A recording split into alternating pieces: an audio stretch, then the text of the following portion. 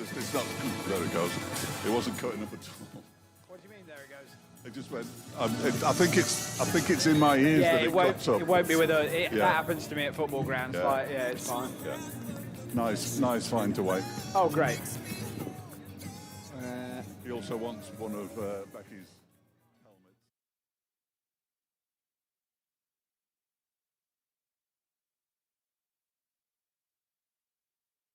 With the visor, that was funny when he went, oh, I didn't see the visor. Yeah, no, he loves the visor.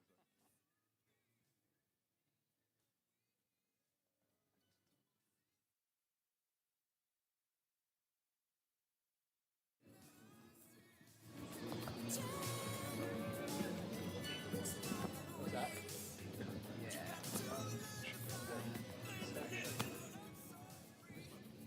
Yeah. C. C, Mike. Yeah. So if you want to cough and whatever, or swear. Don't swear. Yeah. Craig, Freddie. Throw on the mic. There you go. What's going on, Fletch? Absolutely nothing. We'll wait for the Durham captain, really. Mr. and Right, we will, Which is good. We're going into the news shortly. So Here he is, and it's Alex Lees, as expected. All right, Mitch. Going to the bed after. Yeah, that's fine. Ready when you are. Right. Nice one. Thanks, mate. Unfortunate stroke. Hello, good. Try and find him. If you need me, just message me. Will do, Mitch. Thank you. Well, it's Whiteboard, 96 matches, underway 6:30. just been joined by our two umpires, Stephen You're going to get some umpires Have a great time. All of that kind of stuff, all right? And then forgetting our two skippers. We have Nigel and Alex Lees. We're just about to go through a few housekeeping rules with the skippers. Team sheets are being exchanged. Team in a minute, on it. At 6 with the latest BBC News, I'm Ben Mellor. The Labour leader of Derbyshire Queue's not very loud on says this, it's Fletch. not her fault that the redevelopment of the assembly rooms has been Might have to delayed. turn it up, then. It's after the council's He's plan ramped control right committee up. voted to Oh, is delay it? the final Yeah. decision on plans last week. There was a split vote. Labour don't have a majority. Thank you for that, though. If you ever want any technical advice, I'm your man. Confidence in the city at the moment is really high. You can see that we've got investment in the city, we've got development, we've got cranes on the horizon. Things are happening, we're building. But if they see that we can't get a single planning application through, then people will be put off from investing in Derby. She also said she's working with the committee to get the plans approved. So we'll talk 53-year-old man about from Britain has been jailed for hate last crime time we were here, the offences, conversations we were behaving having aggressively and about this making team, and anti-Semitic you know, comments. John Hayes from Woking Street, how much of a Birmingham difference Youth either Centre, back-to-back wins will make coming into this granted different competition, and Haynes pleaded guilty to one count of rape, aggravated harassment, as well probably as talk another agencies as number of well. other It's offences. a tail and it's Okay, a channel, Falcons just win on the top there. To review the We'll be speaking to sentences Nye very shortly. raped two girls in separate attacks. Nye, thoughts on the tops first of all. Yeah, we're a little bit unsure, but bowling first feels right the way we set up tonight, so An exciting evening for you personally, first time skippering. Derbyshire win toss and bowl. Yeah, big moment, it's a big boost to fill here at Derbyshire. Oh, I forgot it. No, I just said it so I remember. And what are we expecting tonight? Some fireworks, I would expect. Let's hope so, it's a What's going to turn you off, Fletch? They shared it online. And They had no will remorse, the crowd be? no We say it sense every of time we're any here, wrongdoing. They but didn't even just try that to little hide bit more it. behind you And makes all the difference, then doesn't we it? have Yeah, it's always great playing where here. you can get Friday one night on that Sunshine that's doesn't get too serious, much better than and this. they're not spending one day in prison. Excellent. And we'll let you get away now. Yeah, you are Best of there, luck tonight. but I'll So keep you Nigel off for the will intro. run the toss here, and we'll be giving you all the details on the teams very soon. Thank you. Hundreds of people have been infected and more than 170 have died in the Democratic Republic of Congo and Uganda. And temperatures are set to soar across most of England and parts of Wales this weekend, with many areas forecasting Fletch, Yeah. can I turn the atmos down a bit? health alerts. Yeah, but I don't know which one. Yeah, it's the one with the brown reed going in. With yellow alerts issued in the southwest of northern England. Professor Liz Bentley There we go, that's from why, the yeah, Royal Geological everything's Society starting. explained what an amber alert is. There could be significant impacts across the health service. So particularly the elderly, those that have health conditions will really struggle in the heat, not just the heat during the day, but the heat overnight.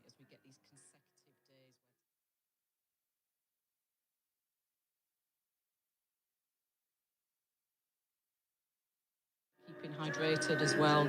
Now the weather here, widely dry and sunny, but some patches of cloud may move in at times, warm with highs of 26 Celsius. Tonight, patchy cloud will become more extensive, and in the night, some light showers could pass through.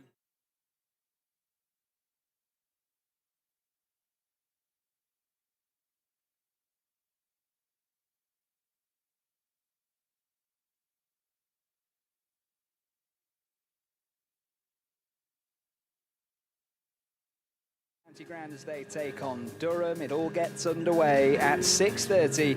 Your commentator is Dave Fletcher, out in the middle with news of the toss. Yep, Derbyshire have won the toss this evening, and they're going to have a bowl first, so we get to see Akif Javed in action very soon indeed. Well, we'll speak to new captain Nye Donald very shortly on BBC Radio Derby. We'll talk more with your commentator Dave Fletcher. He's going to be joined by Greg Cork for another summer on the blast. So looking forward to getting into all of the conversation ahead of our 6:30 start. Welcome to Sports Scene. Clear.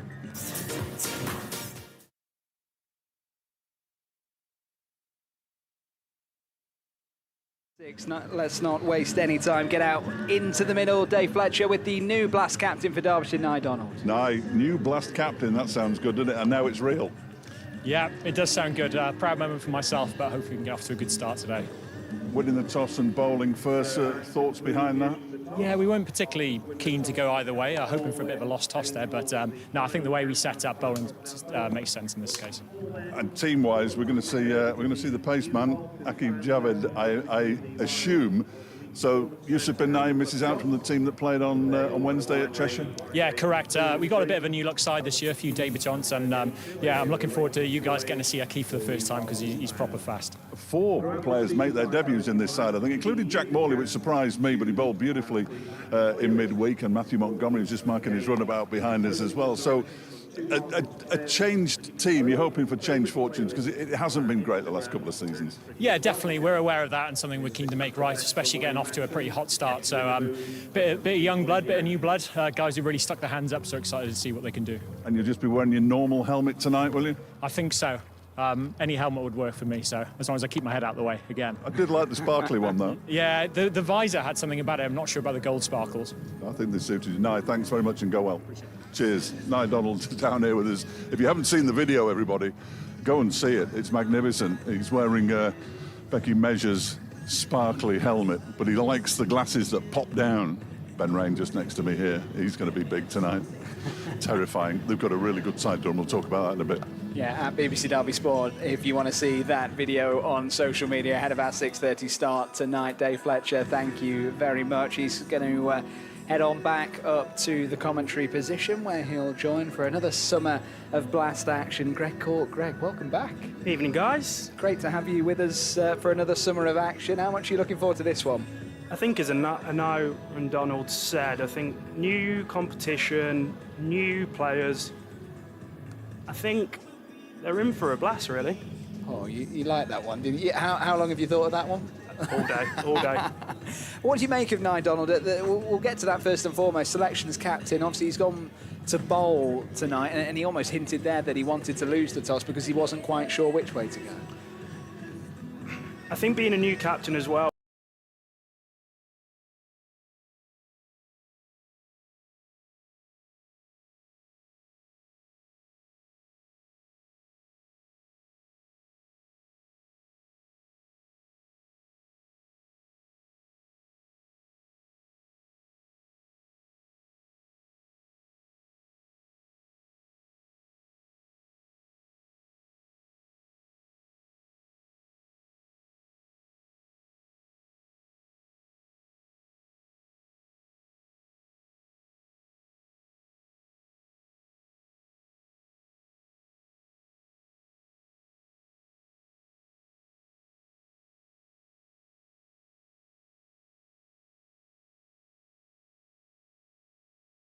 And it's going to be another exciting season. Plenty to get excited about as far as Derbyshire are concerned as well. A new skipper in Nye Donald, the big hitting opener.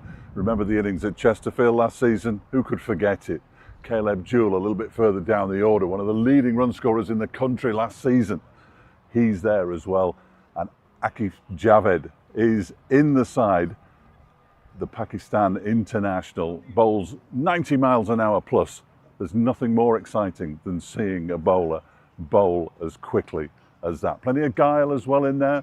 In the warm-up, we saw Matthew Montgomery and Jack Morley both take wickets, both bowl really, really well. And it's a glorious day in Derby. It could not be better. It could not be better. It's going to be tough. It's going to be tough.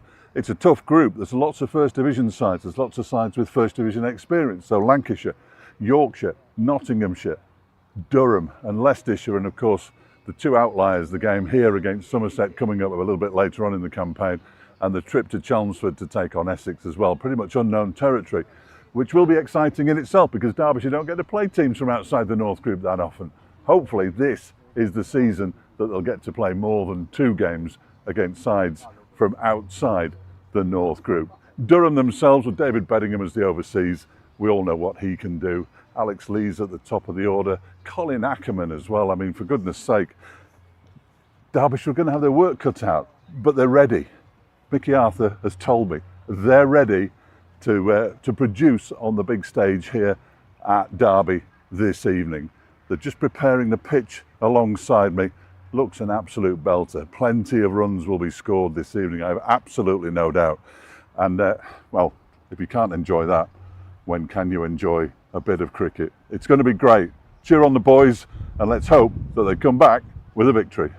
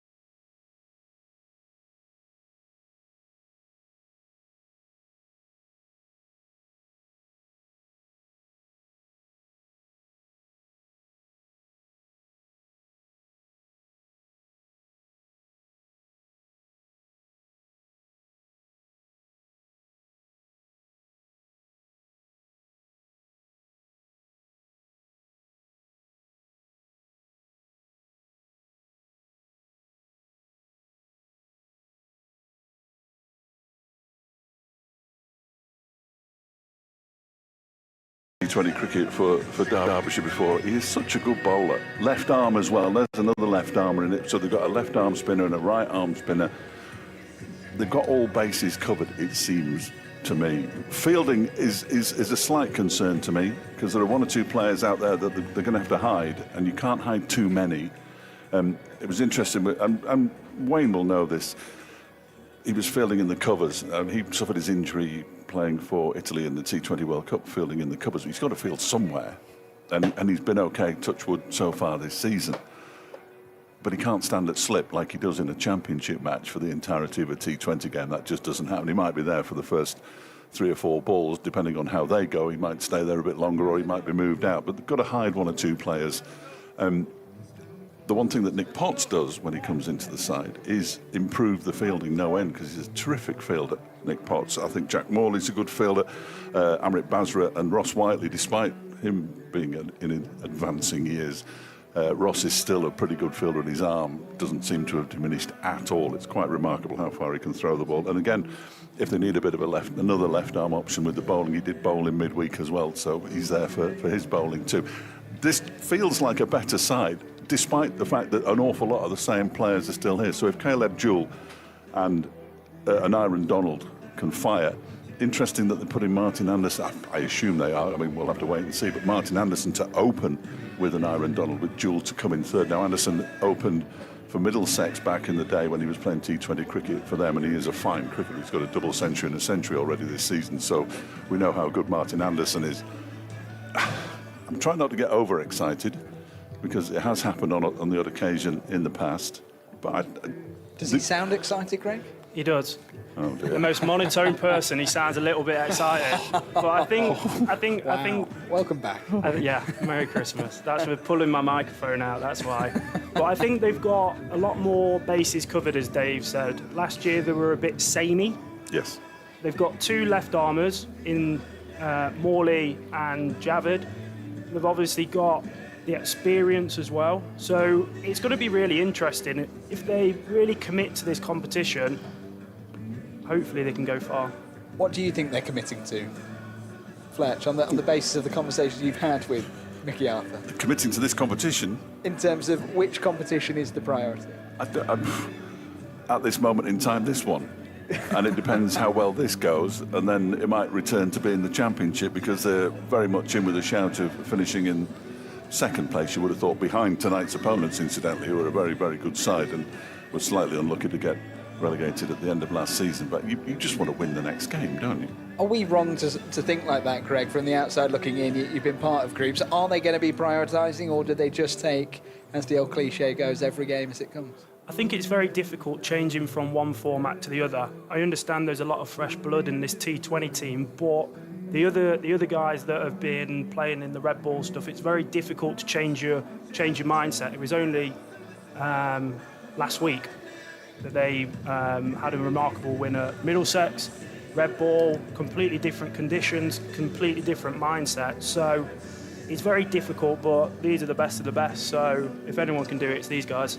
And I guess we're, from the outside looking in again, Fletcher, when we look at these competitions and the differences, we're almost looking at it from a scope of, right, what can Derbyshire have most success in this summer? And constantly it's that drive for success and constantly driving for, look, when is Mickey Arthur going to have something to really show for his positive work over the last few years? So I guess every competition that starts, you have that conversation around it. Derbyshire probably have the best chance of winning the one-day cup, but it's probably the least important of the 3 trophies that counties play for, because it's played in August, and we all know what happens in August.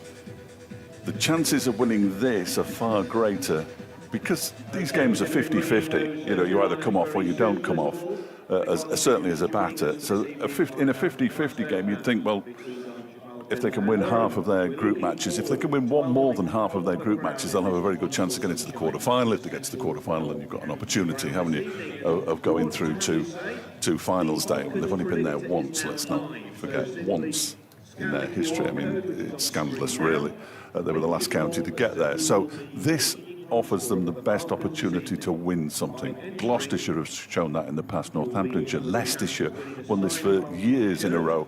early on in its in the competition's history. So you would have to say that this is the competition that they have the best chance of winning. They can't win the county championship because they're in the second division. They can only win promotion, and that would be good. But you can't win the county championship until you're in the first division. But you can win your division. You can win your division, but I mean... Technicality. I don't so if they finish top of Division 2, have they not won it? They've won Division 2. Yeah.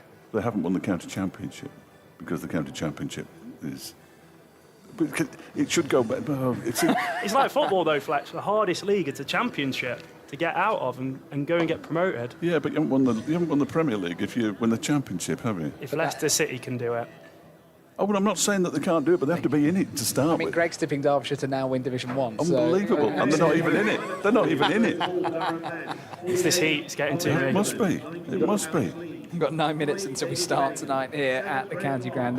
Really looking forward to bringing every ball of the competition this summer. Dave Fletcher's going to be up and down the country, bringing you full match commentary. Headingley on Sunday as well. Grace Road the Wednesday after. Then it's Notts, and it all starts to heat up over these next 6 T20 Blast matches. The team sheets just being handed around the commentary box this evening. I'm glad the team sheets have arrived because the team that's showing on NV Play, which is the Bible for scoring, didn't have Akif Javed in it, and it still had.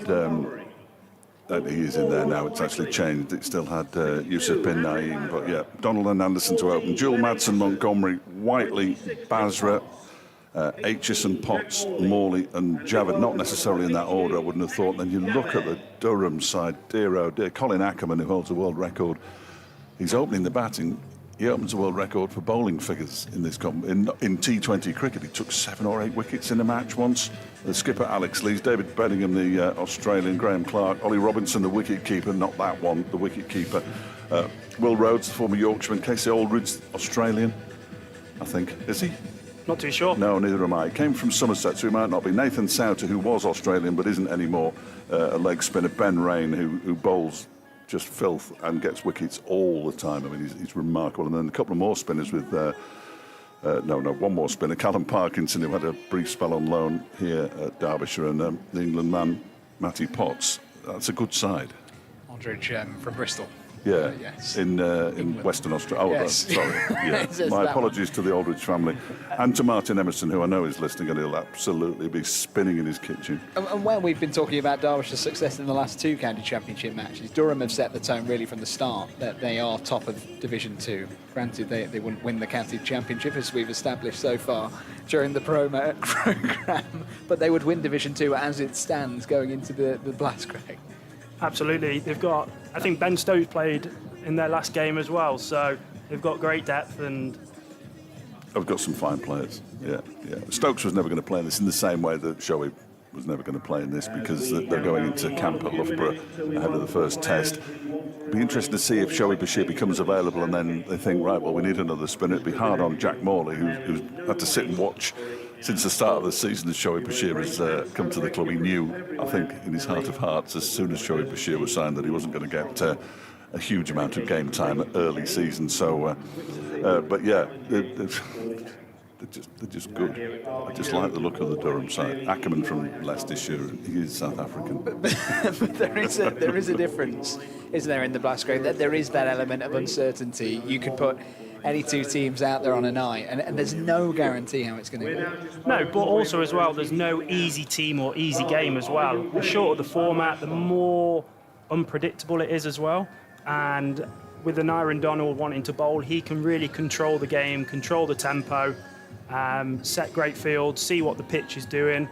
Is it a brand new pitch, Fletch? I think this is the third match that's been played on this pitch. I'm fairly certain that they played the England-New Zealand Women's International on it on Wednesday night, and the Derbyshire women have just beaten Sussex women on it as well in their T20 competition by 6 wickets. Really good victory for the Derbyshire women, so congratulations to them. But yeah, it'll be the third game that's been played on this pitch. What do you make of bowling first? I think Nye sort of summed it up, didn't he? We're not sure. He'd like to have lost the toss, then he's got no blame attached to him whatsoever. And bowling first is the It's the more defensive thing to do, isn't it, really, Greg? If you're not sure what the pitch is going to do, then you bowl first, and if you bowl really well and bowl them out, you think, right, well, we know how we have to bat now on this pitch. I think if he would have batted first, it would be very ballsy. Brand new captain, top of the order. If he didn't do well, there would be a lot of question marks. We know what the Derbyshire fans are like. But I think bowling first, he can assess how the game's going to go, and hopefully they can get a good win under the belt. That is a really interesting point, actually, isn't it? If he does elect to bat, all the pressure goes on his shoulders immediately to set the tone. He's the superstar. He's the one that can really take the game away from other teams. We saw that at Chesterfield last year against Yorkshire. Unbelievable. Don't think we'll ever see striking like that again.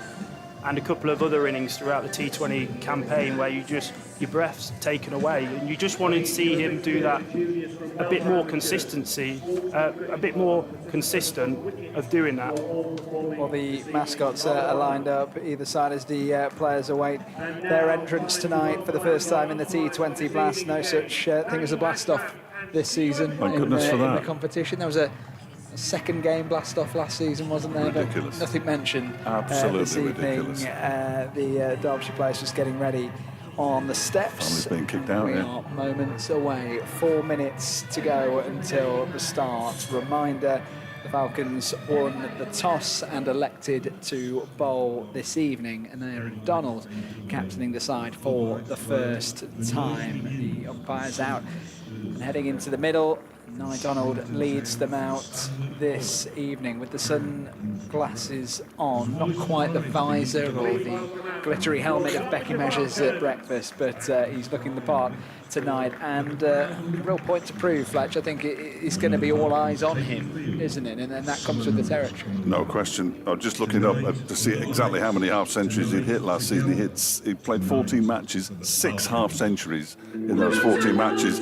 The flip side is 3 ducks. And I don't know, we've had this discussion, me and Dom have had this discussion a number of times, but that is what an Aaron Donald is there for. He's there to swing, and if he swings at one that's going to hit his stumps and he misses it, thank you and good night. There are other batters who will come in, but Nye is the key.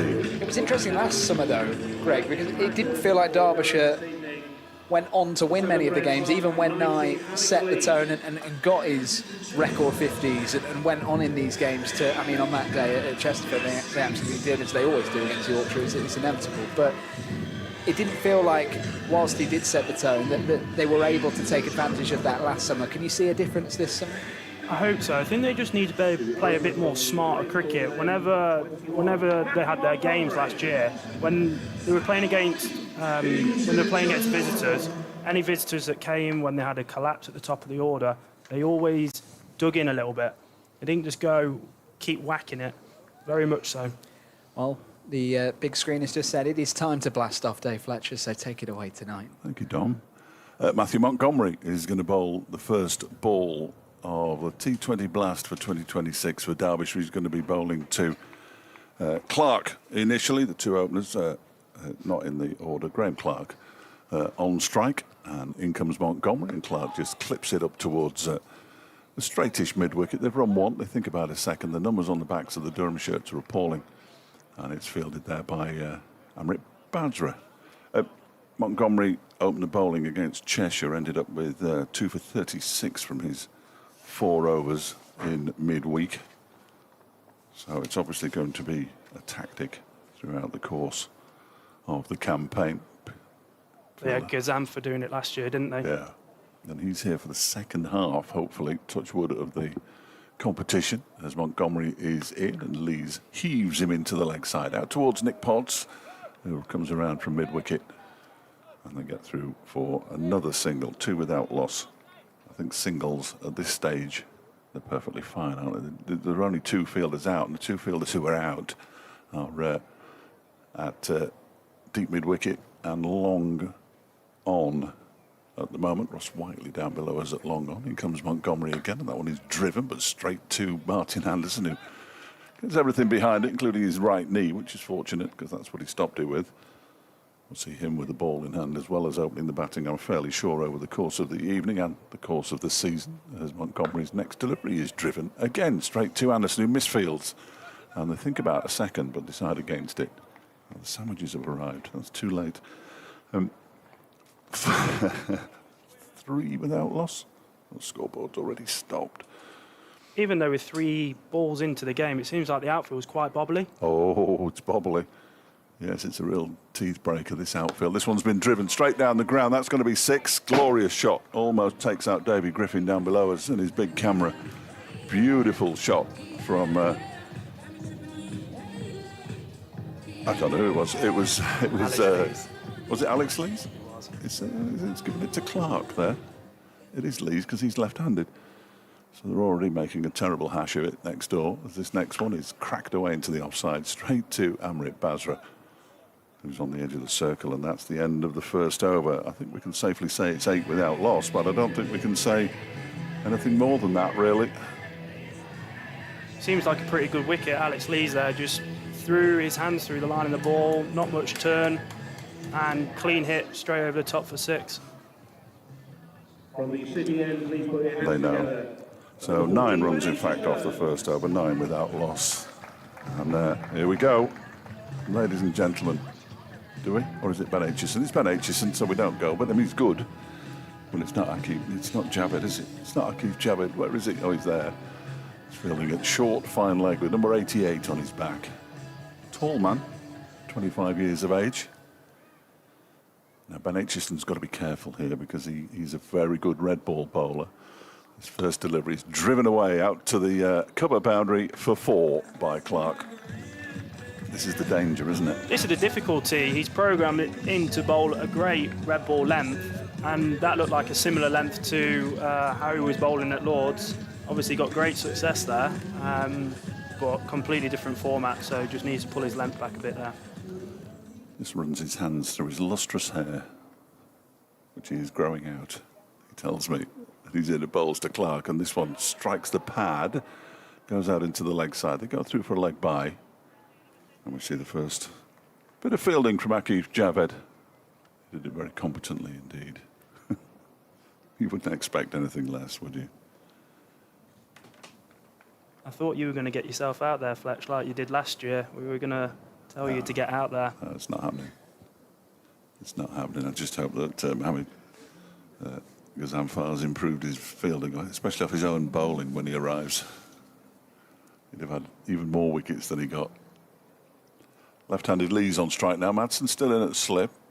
Aitchison in and bowls. Oh dear, that's cracked away out towards the Monarch stand for 4 more. And this is turning into a bit of a concerning over for Ben Aitchison. The slip is removed immediately. And Durham already 18 without loss after just 9 deliveries. Just seems like they can throw their hands very easily through the line of the ball, and Aitchison's bowling a length where it's making it really easy for both batters to do so. Needs a response here. Ben Aitchison, 8 runs. He's just noticed his shoelace has come undone. So he's going to have to tie that. Clearly, he's going to have to tie that. Now he's ready.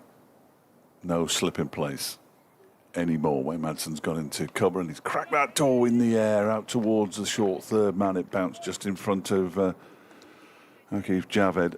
He's got away with one there as Alex Lees. He gets a run though, 19 without loss. It's a great stop though. It was a horrible length, but got some body behind it.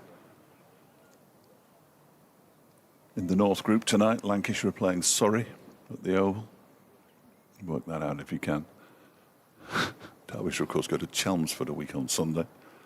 19 without loss. Aitchison bowls and Lees plays into the ground and straight back towards Aitchison, who stops it with both hands. Doesn't field it cleanly. Oh, Akif Javed is warming up. Here we go. Somebody's told him. Not sure who. You're excited here, Fletch, aren't you? I am excited. I'm just terrified that it'll go horribly wrong, but I am excited to see him. That's that optimism for the 2026 campaign. 10 years, 11 years now, Greg, 11 years. Aitchison is in, and that's a full toss, and it's clouted away out towards the members' pavilion. It would have gone into the advertising boards had it not hit a water bottle that it was standing on the edge of the boundary. 4 more, and just momentarily the scoreboard becomes a series of 4s, which is less than helpful. 23 without loss at the end of the over, so I make that 14 off that Ben Aitchison over. And your man's on now, Fletch. See, lots of excitement in the crowd as well. Is he going to be the talisman for the first half of the Blast campaign? I think he can also play in the second half if required, but I'm not sure. I'm sure I've heard that. Jono's already given up. Here comes Javed then. Left arm over the wicket. Quick delivery. Strikes the pad of Alex Lees and dribbles out into the onside. Good start. It was angling down leg side, mind, but too quick for Lees to actually latch onto it. Then he suggested it had actually moved back into him. I'm not sure that it did it? No. He's just making an excuse that he missed it. Yeah. Just, it's done a bit of that and it's coming back. And no, it was just a straight ball that thudded into the pads. Do you think he was nervous bowling his first ball there? Yeah, I think he would be. He only arrived 2 days ago. And he had to have a heart scan. More on that in a minute. As he's in now, bowls, that one's been lifted into the leg side. 1 bounce 4. So his second delivery goes for a boundary. And score moves on to 27. Also, with Donald keeping as well, he's going to have a lot on his plate. He's keeping, he's going to be opening the batting. Obviously, the captaincy as well. He's got a lot on his plate here. Yes, he's got some senior players out there, hasn't he? The likes of Ross Whiteley and Wayne Madsen. 1 or 2 others who've got plenty of experience as Javed is in again, and that one's been played into exactly the same area. This time it bounces twice before it goes over the rope, and it's 4 more, and it's 31 without loss in the 3rd over. That isn't quite what we were hoping for from a Derbyshire perspective. Good start from Durham, though. With, 12, 15 balls gone. There's 31 runs on the board. And they're heading for a... I always say this. They look like they're heading for a large total. Then all the field goes out and it suddenly grinds to a halt, doesn't it? So calm down, Dave. Calm down. Keep me calm, Greg, for goodness sake. Freddie's out and about. That's the Falcon rather than Cardi, who you'll hear on Sunday with us on BBC Radio Derby. As Akif Javed runs away from us. Big leap and it's smashed into the offside, stopped by Wayne Madsen. Alex Lees doesn't get a run on this occasion, and that will just calm his nerves a touch. Foolish delivery, just outside off stump. Good crowd in for the opening evening. Next week you won't be able to move knots. Can't wait for that. Hopefully similar weather. Similar weather, similar result to the one at Trent Bridge last season would be very nice indeed as well. In goes Javed again, and Lees is playing off the back foot out into the offside. Madsen picks up and shies at the stumps and misses. Lees might have been in a spot of bother there at that hit. He wasn't in the end because it missed, but it was a risky run. Looks like that was very close there. The umpire was always going to give the batsman the benefit of the doubt. Yes, our umpires tonight, Naeem Ashraf and Stephen O'Shaughnessy. We don't get to see Mr. O'Shaughnessy very often in the second division of the county championship, so it's good to see him this evening at the Central Co-op County Ground. Clark 10, Lees 21, 32 without loss with 1 ball of the 3rd over to go. Coming round the wicket now, maybe due to there being not a lot of swing. Not a lot of anything really. The bowls, and Clark just pushes it out into the offside, no more than a couple of yards from his feet. The over comes to an end. 9 runs from the over, and it's 32 without loss. We see power plays nowadays though, 60, 70, 80, and they're still not necessarily winning power plays, are they? No, I think people are just brave. Not losing wickets in the first couple of overs, the back end of the power play they can really maximise. They know they've got depth, and especially a team like Durham as well. They've got a lot of good players in the shed. Is it liberating as a batter, knowing that you've got the good players to come in and the fact that you can just go out there and basically tee off? Yeah, you know that if you get out, you've got a fantastic batsman behind you. It just gives you that reassurance that just keep going. If it's your night, it's your night. Here's a player who probably at the start of the season didn't expect to be in the T20 side, but Nick Potts played nicely down at Lord's, was in the side against Cheshire, picked up a couple of wickets there as well, and he's now coming in from the City end, and Alex Lees just guides him in between the short third man and the backward point down to the boundary for 4 runs. Short of a length delivery from Potts, who's probably, in the absence of Zach Chappell, the quickest of Derbyshire's domestic players.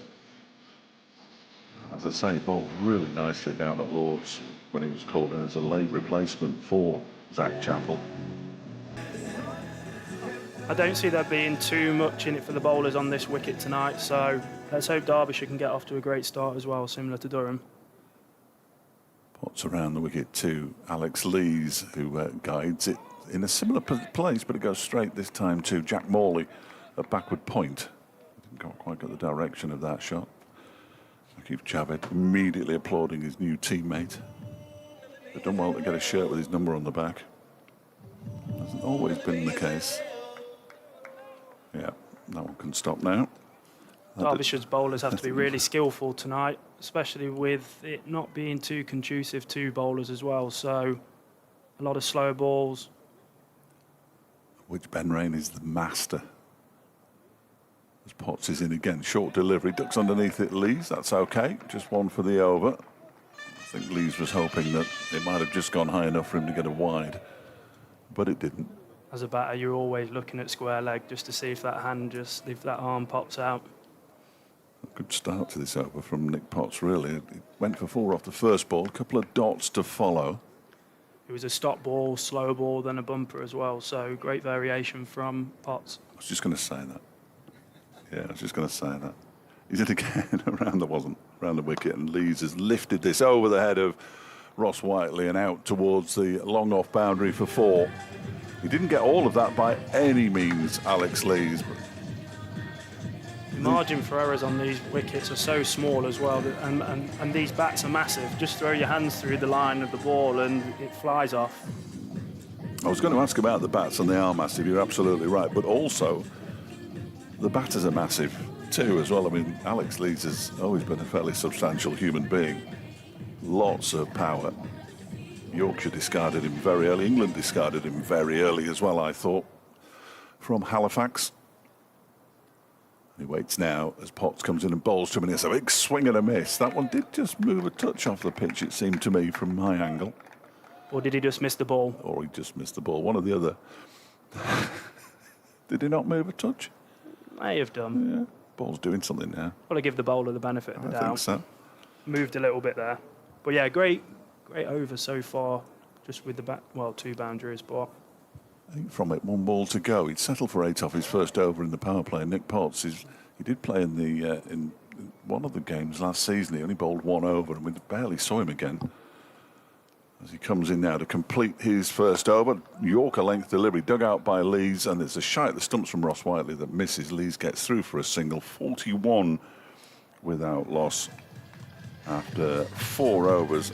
But they have had 3 single-figure overs, and I kept papping on about single-figure overs last season, as you'll undoubtedly remember. But they're so important, aren't they? If you can not go for 10 and over in the power play, then they're not going to get 60. And it makes perfect sense. It's so frustrating. The smallest of changes or anything like that, and the batters can just throw their hands through the line of the ball. Montgomery's back. Who do you reckon he's modelled his action on, Montgomery? Well, it's obviously the West Indian character, isn't it? Narayan holds his ball behind his back and then brings it out, and it's lifted into the air. It's going to go over the 2 fielders on the edge of the circle. Martin Anderson is chasing it towards the boundary and keeps it in. That's excellent work from him. Wayne Madsen completes the fielding. Batters come through for a couple. Lees moves to 32, 43 without loss. Yes, Sunil Narayan, I couldn't remember his name, but he occasionally bowls just like a seamer, and it is a lot quicker. This one's just the spinner. He's appealing for something. The ball pitched outside the leg stump, thudded into the pads, would not have hit the stumps, but it's a dot ball, which is almost as good. 2 off the over so far, 43 without loss. He comes in again. This one's lifted. Well, there's 6 right down the ground, out towards long off, and sends a couple of spectators scattering for cover down below us. That was a biggish hit. 49 without loss now in the 5th over. Just looks too easy at It's the effortless, moment. effortless, wasn't it? Just looks too easy. Derbyshire don't chase 200 very often, as Montgomery bowls. Well, that does turn. That did turn as well. Yes. Even I saw that. I know. Look at you after 10 years. Marvellous. Well, that'll cheer Jack Morley up. He was turning the ball at Cheshire as Montgomery comes in again, and this one's lifted out into the leg side. It drops just short of Ross Whiteley, almost goes over his head. He has to leap up and bring it in one-handed, and he did exceptionally well there, Ross Whiteley. You mentioned the outfield. They're having a new outfield laid in the winter, but it is a real teeth breaker, this outfield. It's horrible. I think we saw last year a lot of unpredictable bounces as well, and that just shows another one. 50 up for Durham. That one's down the leg side. It's signalled wide. It came off an Aaron Donald behind the stumps in the end off his pads. So one more plus they went through for another run. So 52 without loss. Just in case nobody realised what it was. There we go. It's on the big board, wide. Last ball of the over. This one's down the ground, and 6 more for Alex Lees, who moves into the 40s. 45 to him, 58 without loss after 5 overs. When I said go at less than 10s, that one went for 17. That over. That's an expensive over. Difficult that. I feel for Montgomery there, because all that Lees has done is just waited, played it off the back foot, and he's strong. He's a big lad, big stocky lad from Yorkshire. He hits the ball far. Doesn't think too much about it. Oh, Alex, he's a terrific player. He was discarded by England because they said he didn't score quickly enough, so he went back to Durham and started scoring incredibly quickly, and they still didn't pick him. Akif Javed to bowl the final over of the power play for Derbyshire. He hasn't got the ball yet, but he will have it. 2 men out. There's a man out on the deep backward square leg boundary and one on the backward point boundary. The fielding regulations will be relaxed after this over as Javed is in and bowls. That's hoiked into the leg side out towards Cow Corner for a 1-bounce 4. Clark joins in. He hasn't faced too much of the strike. That was only the 9th ball he faced. He moves on to 14. All of that one. Just seems quite predictable at the moment. Doesn't seem like there's too much variation that the bowlers are bowling at the moment. We saw Nick Potts do that for 3 balls, and it was very effective. But you'd think with the experience that Javed has, he'll be able to really lead from the front here. But at the moment, it just seems like he's a little bit wayward. Maybe jet lag? How far in front is Pakistan? It's not that far, is it? 7, 8 hours? I've got one of my men on the case. Benedict. 62 without loss. 5 balls of power play to go. This one is pushed, or cut off the bottom edge of his bat into the offside by Clark, who picks up a single and moves on to 15. I just went ooh because it wasn't too far away from getting past the edge of the bat. I can't read that from here. 8 hours. Is it 8 hours? 8 hours in front. It's quite a lot, isn't it? Yeah. He only arrived late-ish on Wednesday.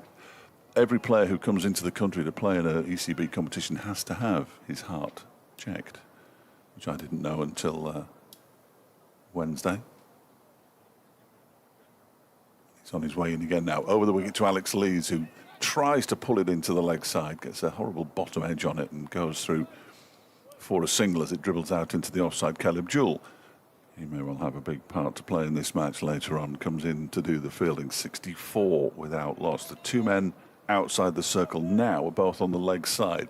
Jewell at mid-wicket, a fairly straight mid-wicket, and Nick Potts just slightly backward of square on the boundary, both with their feet pretty much on the rope. And they've got a tough job out there with the sun directly into their eyes. Very difficult to predict length.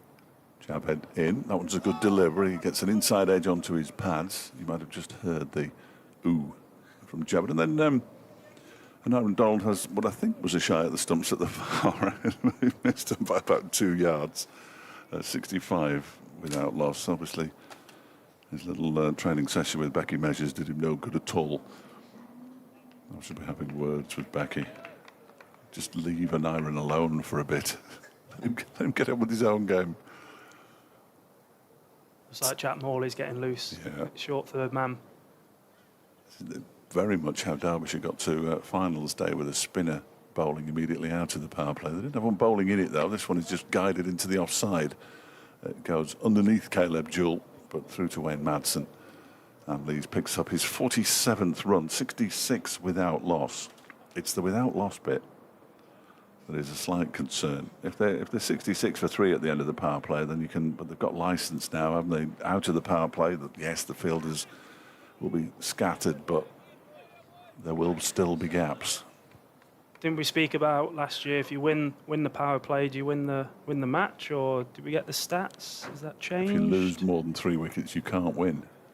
As Javed bowls, and that again is off the pad of Graham Clark out into the onside, and the power play comes to an end at 67 without loss.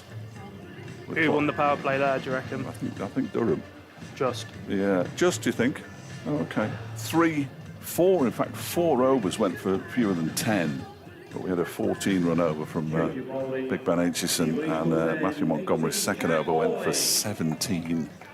And he now has figures of 2 overs for 26. But Jack Morley, as predicted by our expert summariser, will bowl from the racecourse end on his Derbyshire T20 debut. Remarkable. He's been at the club for a while. Obviously came from Lancashire as well, and being a left arm spinner, absolutely gold dust. So hope he goes well. Graham Clark waits for him and fires that one in. He gets a bottom edge on an attempted cut. That was just awful cricket all round, really, wasn't it? Oh, it's a dot ball. It's a dot ball. You can bowl better than that. Could be a good ball in the scorebook. This one again flat and pulled into the leg side out towards Basra, who slips as he picks the ball up, but he still manages to keep them down to a single. Good start to the over for Jack Morley. 68 without loss, and just the 1 run off the first 2 deliveries. Got to slow them right down here, frustrate them if they can. This will be his challenge, bowling left-hander Lees on 47. He's in, and Lees will just push it into the offside out towards Ross Whiteley down below us. Oh, and Ross Whiteley's misfielded. They're going to come back for the second. That's disappointing. And Lees will move on to 49, and that will be 70 without loss. Whenever you fumble as well, you're always dreading the next ball that comes. You always stand off a little bit as well. Again, done by the outfield, possibly. As Morley is in to bowl to Lees, who pulls this into the leg side. Has he got it in between the 2 fielders? I think he has. That's 4 runs to Alex Lees out to the square leg boundary. And it's a 26-ball half-century for Alex Lees, the Durham skipper. Well played him. 74 without loss now, with 2 balls of the 7th over to go. Looked absolutely effortless, that, didn't it, Fletch? Absolutely. He's a good player, though, isn't he? He's always been a good player. He waits now as Morley is in, and he drives it straight down the ground. Around the boundary comes Ross Whiteley. That's a fine piece of fielding from Ross Whiteley. Sliding, picking it up in the same motion, and throwing the ball back in, keeping Lees down to a single. 75 without loss. Morley will want to bowl at the right-hander as much as possible, spinning it away. Bowling at Lees, just spin it into the arc. He's bowling to Clark now. That's beaten into the ground out towards Martin Anderson. At long off, they go through for a single. Clark moves on to 18. Lees has 54, 76 without loss after 7 overs. Going along just shy of 11 runs and over at the moment, Durham. It's the modern way, though, isn't it? Let's hope it's an absolute run fest tonight and Derbyshire win off the penultimate over. Penultimate over. I like that. That will be good. Ben Aitchison is back. He's got more protection than he had when he bowled his first over, the 2nd over of the match that went for 14 runs. It'll be initially bowling to Graham Clark. We've still got Ackerman and Bedingham and Robinson and Rhodes and all sorts of players to come. Durham, but it's a tough group. Then everybody says, "Oh, the North group's the worst, the South group's the tough." I think you've got Lancashire and the players that they can bring in for T20. Durham are a good side. Yorkshire First Division, Leicestershire currently First Division, Nottinghamshire as Aitchison bowls. That one is played out into the offside towards Amrit Basra, who comes round to do the fielding, and they pick up a single. Clark moves to 1977 without loss. Only 2 second division sides in this group, and the 2 out-of-group matches they play at both against First Division sides as well, away to Essex and at home to Somerset, which not only are they the holders, but they inflicted the most damaging defeat in Derbyshire's recent history on them in a quarter-final of this competition some years ago. Aitchison in, and he's moving around the pitch and he's caught. Lees goes. Nice catch by Caleb Jewell at backward point. If he had stood still, he might have had a bit more joy there, but he was all over the place by the time he played the shot, Alex Lees. He falls, and Derbyshire have the first breakthrough. Durham is 77 for 1. Unsure whether he needed to do that. He was going so well. Looked like he was trying to really force it, but he shouldn't have. Should have stayed still, as you alluded to there, Fletch, and probably would have meter either side of Jewell, and that's 4 runs. So, but great breakthrough for Derbyshire, and hopefully one of many. 6 fours and 3 sixes in Alex Lees' 54 off just 28 deliveries. Decent effort from the Yorkshireman. I'm not suggesting for a moment that, as David Bedingham comes out, I'm not suggesting for a moment that he was poached by Durham. Yorkshire didn't want him anymore, remarkably. Obviously had far better players. We've all seen how they've prospered in recent seasons. Be interested to see how Robinson goes now. Obviously, Lees was a form batter. Is he gonna build his innings up again or go from ball 1? 77 in the 8th over. They can almost afford to go from ball 1, can't they? But they don't want to suddenly lose 3 wickets. Derbyshire can take a couple more really quickly. That would really slow things down. Here's Aitchison in a bowls a full delivery that is driven by Bedingham, half stopped by Aitchison. And there's no run. 5 for 20 odd at Headingley last season. Remarkable performance from Ben Aitchison. Also, as well, this will favour Morley as well, bowling at 2 right-handers now. Can really slow the scoreboard right down. Aitchison's in again. This one's clipped into the leg side. It's up towards the edge of the 30-yard circle, but in off the boundary comes Whiteley to do the fielding. Single taken, so Bedingham's off the mark. 78 for 1 in the 8th over. And also, he was a Test player as well, playing for South Africa. Yes, he's the one who. No, he isn't. Ignore that. That was the other one from Leicester, wasn't it? Carry on. Here comes Aitchison in bowls. That one's clipped into the leg side, out towards Basra, who's covering an enormous amount of ground out there. He's now on the leg side to Ben Aitchison, who's bowling from the city end. A couple of quiet overs here can really nullify that Lee's innings if possible. Final ball of the 8th over then. 3 runs and a wicket from it so far. Aitchison is in. There's a swing and a miss from Bedingham, who is going to go for it from the start, but that's a really good over from Ben Aitchison. He has gone for just 3 runs, 79 for 1 after 8. That's a bit more like it. And now if Morley can have a quiet over as well, it just swings the momentum into Derbyshire's favours going into these middle overs now. So it will be a big risk for both of these right-handers to take Morley on with the ball spinning away and fairly large square boundaries as well. I like that they don't pull the boundaries in too short. I just think you need a those little tiny grounds are no good to anybody else.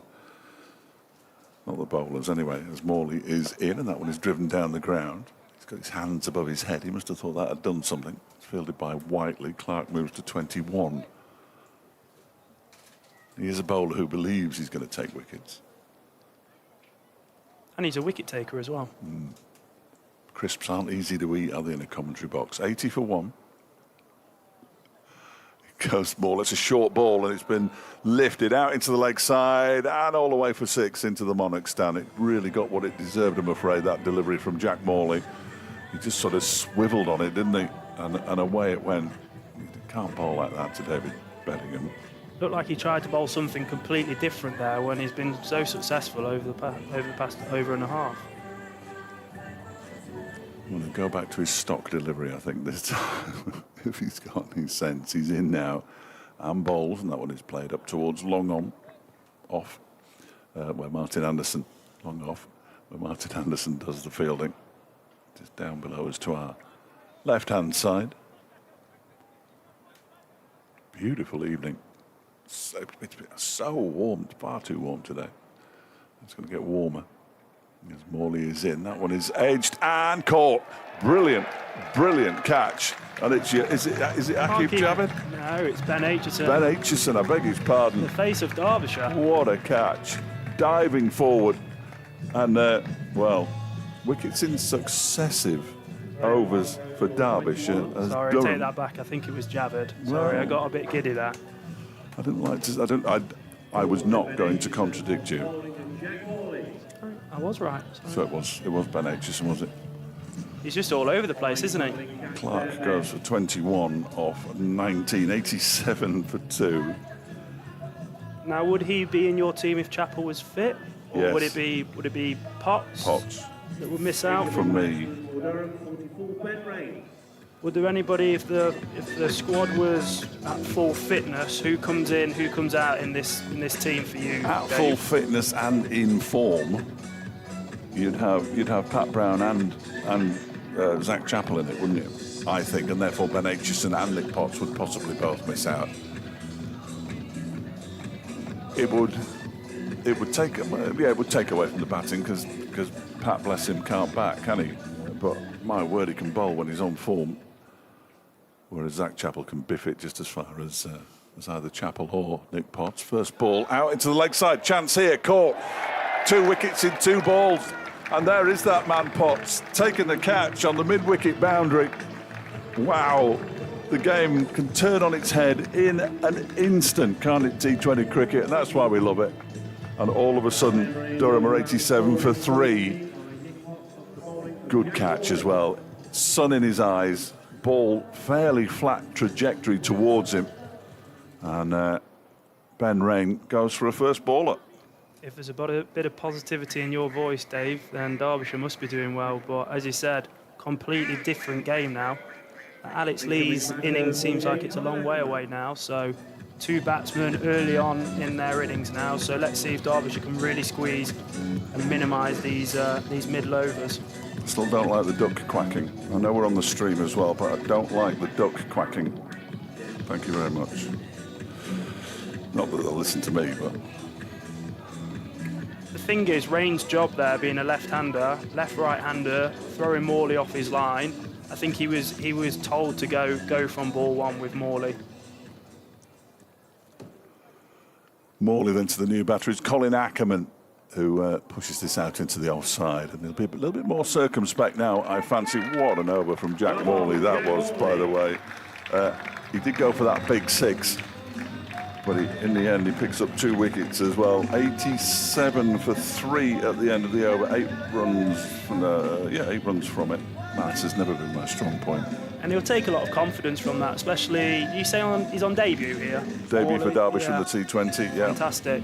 And hopefully now, 2 more overs, pretty quiet. He'll take that, absolutely. Got to find out how many games he played for Lancashire. It's the kind of research that you probably should do before the game rather than during it. But Nick Potts is back to bowl over number 10. And from 77 without loss in the 8th over, we're now in the 10th over, and they're 87 for 3. And Potts bowls, clipped into the leg side by Bedingham out towards Basra.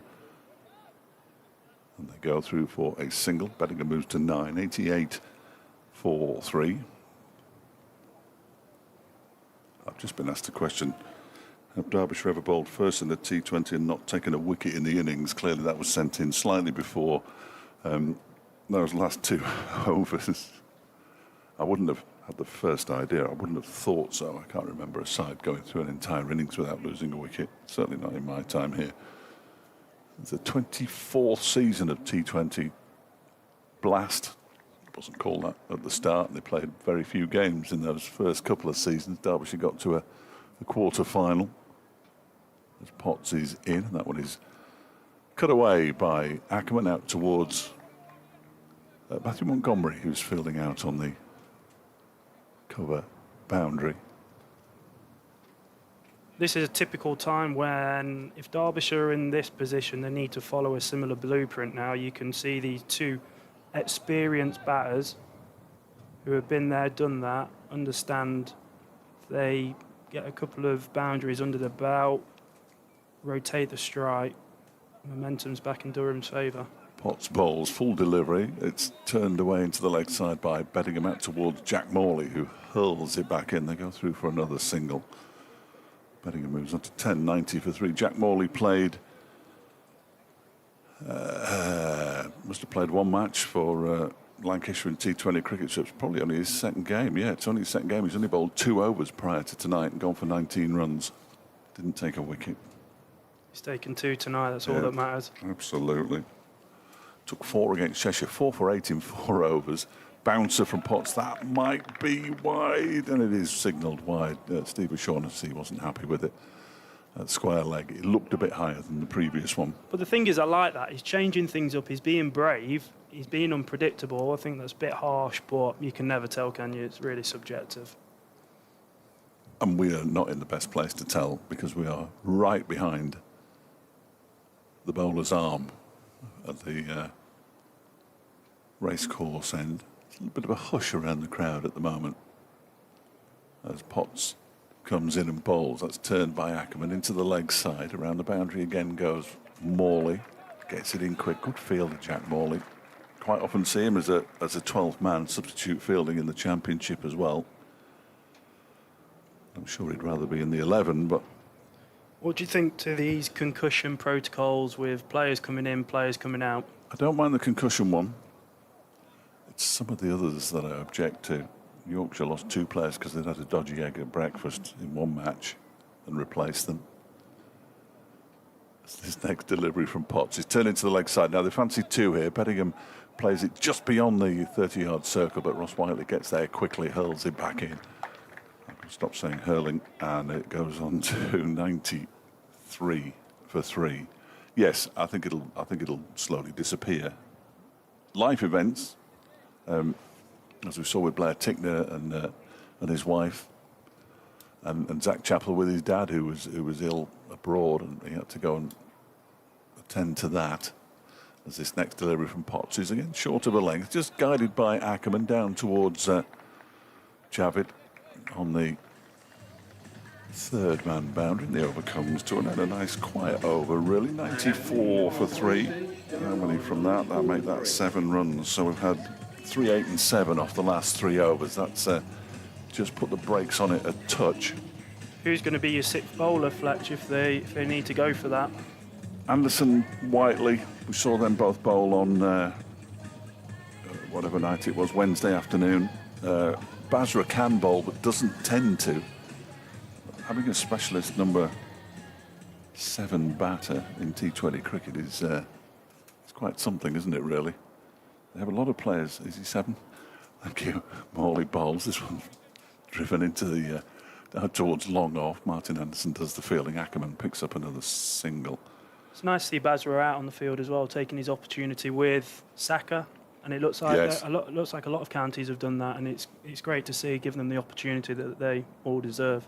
He played in the One Day Cup last season, obviously, as Morley is in again around the wicket. Bowls to Beddingham this time. He just pushes it up to Ross Whiteley at mid-on, and got a contract on the strength of that. Was always regarded as a white ball play by Mickey Arthur, but he did play a couple of red ball games towards the end of last season.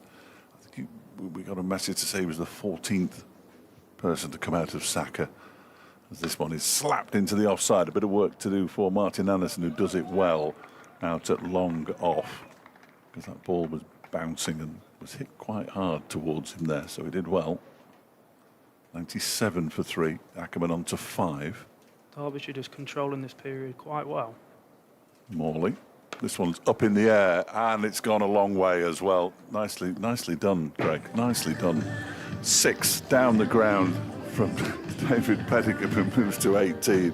You haven't lost your touch from last year, that is for sure. Thought I ironed out all them back creases. That was perfect. It's a textbook commentator's curse.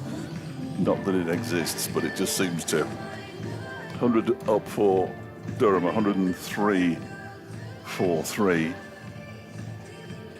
That run rate is down to 9.7. I say down to because it was close to 12, if not at 12 at one point earlier on in the power play. As Morley is in, that one is smashed down the ground. Oh, Anderson slipped as he set off for that one, and he has to dive and shovel it back into the field of play, which allows Bedingham to come back for a second, and he moves on to 20 off just 11 deliveries, 105 for 3. He's a dangerous man when he's in the mood, David Bedingham. I think he's quite dangerous when he's not in the mood. On a wicket like this, as a bowler, you'd take going at 6 or 7s. Morley to complete his 3rd over. That one is launched down the ground. Chance here for Ross Whiteley to take the catch, and he does. And Bedingham goes for 20. The 4th wicket goes down. 105 for 4 now, and it's a 3rd wicket for Jack Morley, who bowled 12 deliveries for Lancashire in T20 cricket before this evening.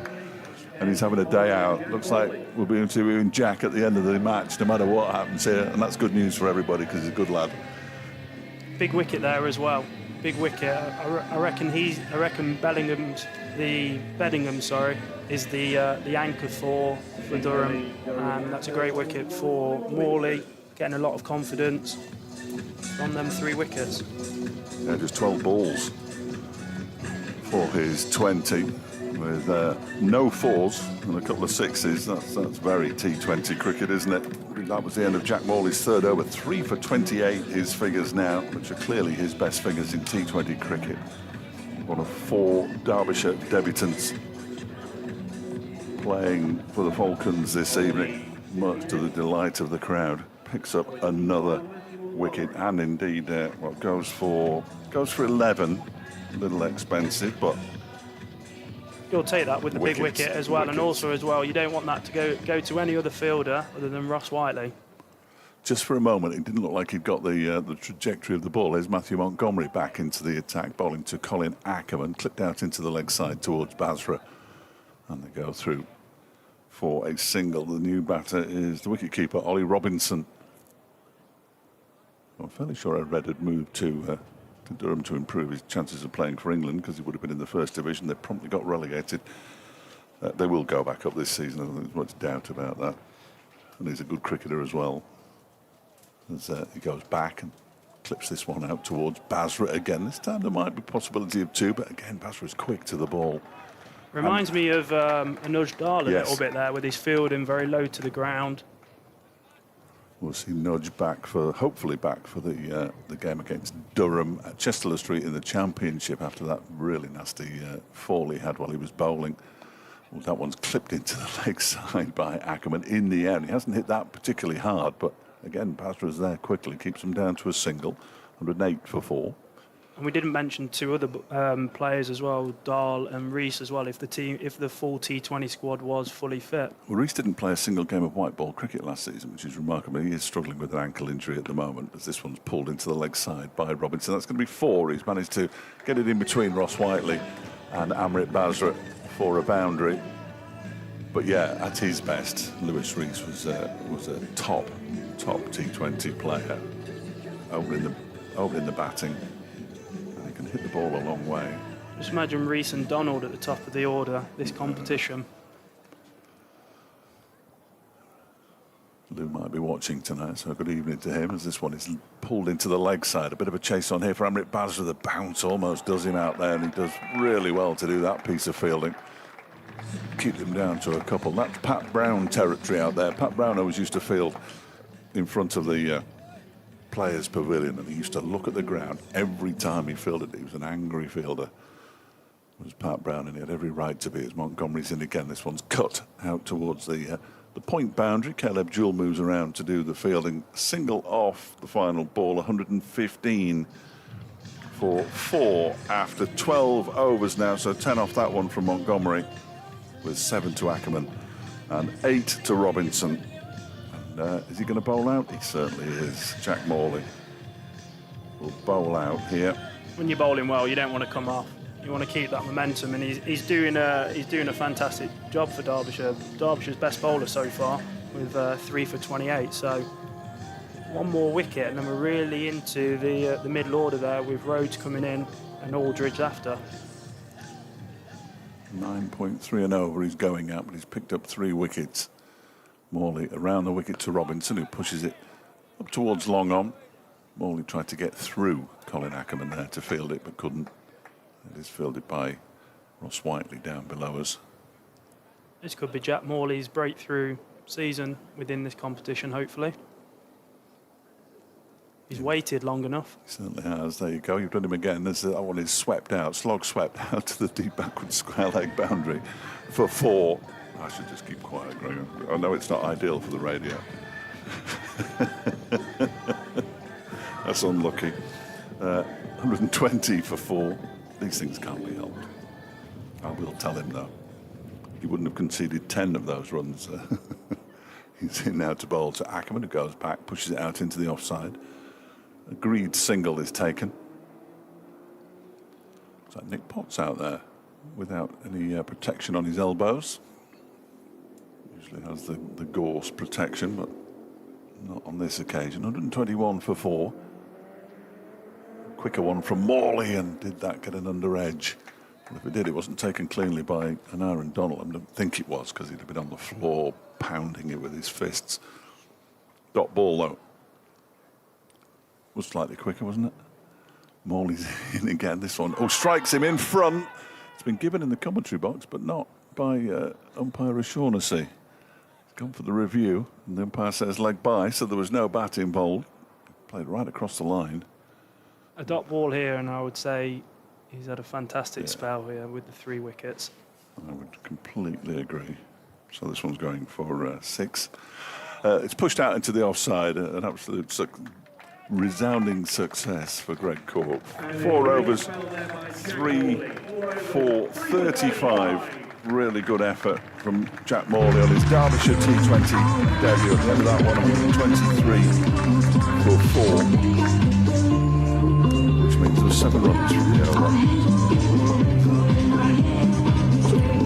Bowling at the 88, Aki Javed. He would have been nervous and coming into this game, in his second game in T20, first game for Derbyshire, he'd absolutely snap your hand off with them figures. Well, he's back now. Akif Javed, 2 overs for 17 on his Derbyshire debut, bowling from the city end, in to bowl to Colin Ackerman down the leg side wide. It's a complete silence, absolute silence. We didn't even get the wah, wah, wah, which I'm delighted about, but we'll get that in the second innings. I have no doubt.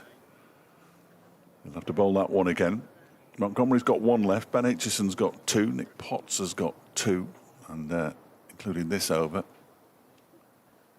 Akif Javed has 2. He's in to bowl to Ackerman, strikes him on the pad. I like that one, but the umpire doesn't. It looked out from here. I'd like to see a replay. We might get one. And Aaron Donald has got his hands on his head. Akif Javed has got his hands on his hips. And if we see one from behind the bowler's arm, which we're going to, but from the wrong side, come on, Phoebes, as that one is... It might have been going down leg side. It might have been going down leg side, having seen that replay. But it was close. And we're going to see one from the right end. Thank you, Phoebes. As he comes in, and yeah, I think it was probably going down leg side. It's a really good decision in the end from umpire Ashraf. As Javed is in again, it's a full toss. It's driven out into the offside. Wayne Madsen can't field it cleanly, and he brings his right hand out, which is not a good sign. They do go through for a single as Ben Aitchison tidies up behind him. 126 for 4. Could throw a colleague under the bus here, but I won't.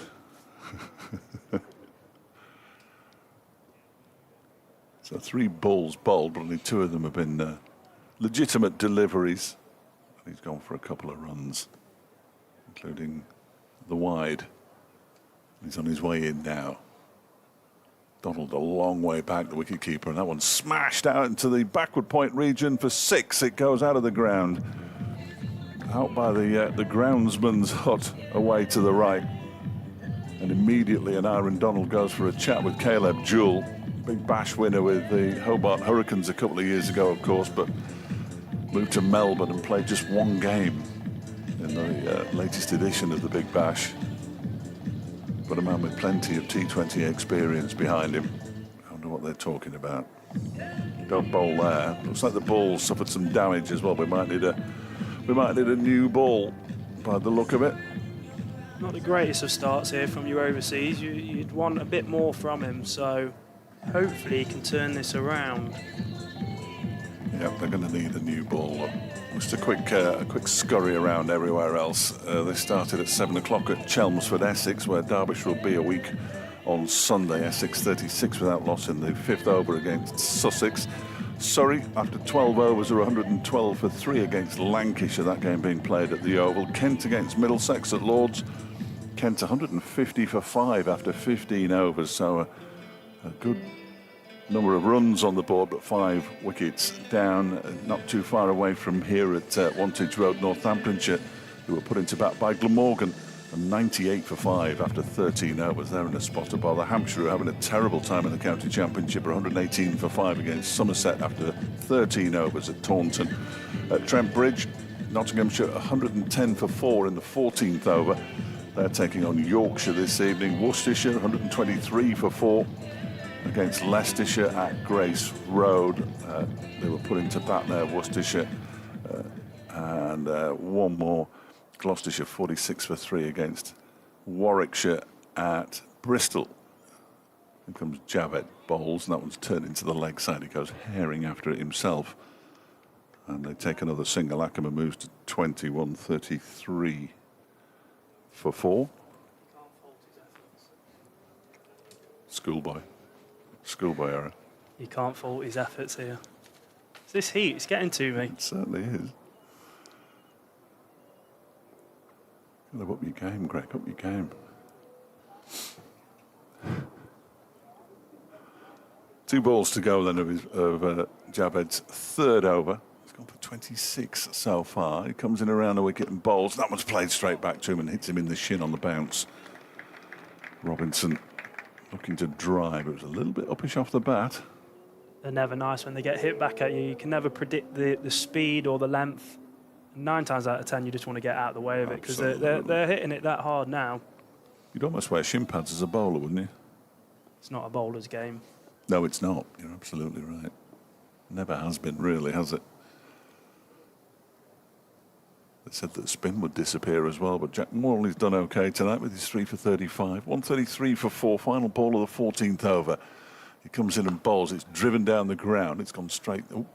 It's gone straight to Ben Aitchison and straight through his legs, and for 4. When you looks out, as Javed's luck is at the moment, your luck is out, and that is very, very unfortunate indeed. It's very unlike Ben Aitchison too. 137 for 4 at the end of 14 overs and 14 runs coming off that over from Akib Javed. And here comes Ross Whiteley for the first time tonight. That surprises us, doesn't it?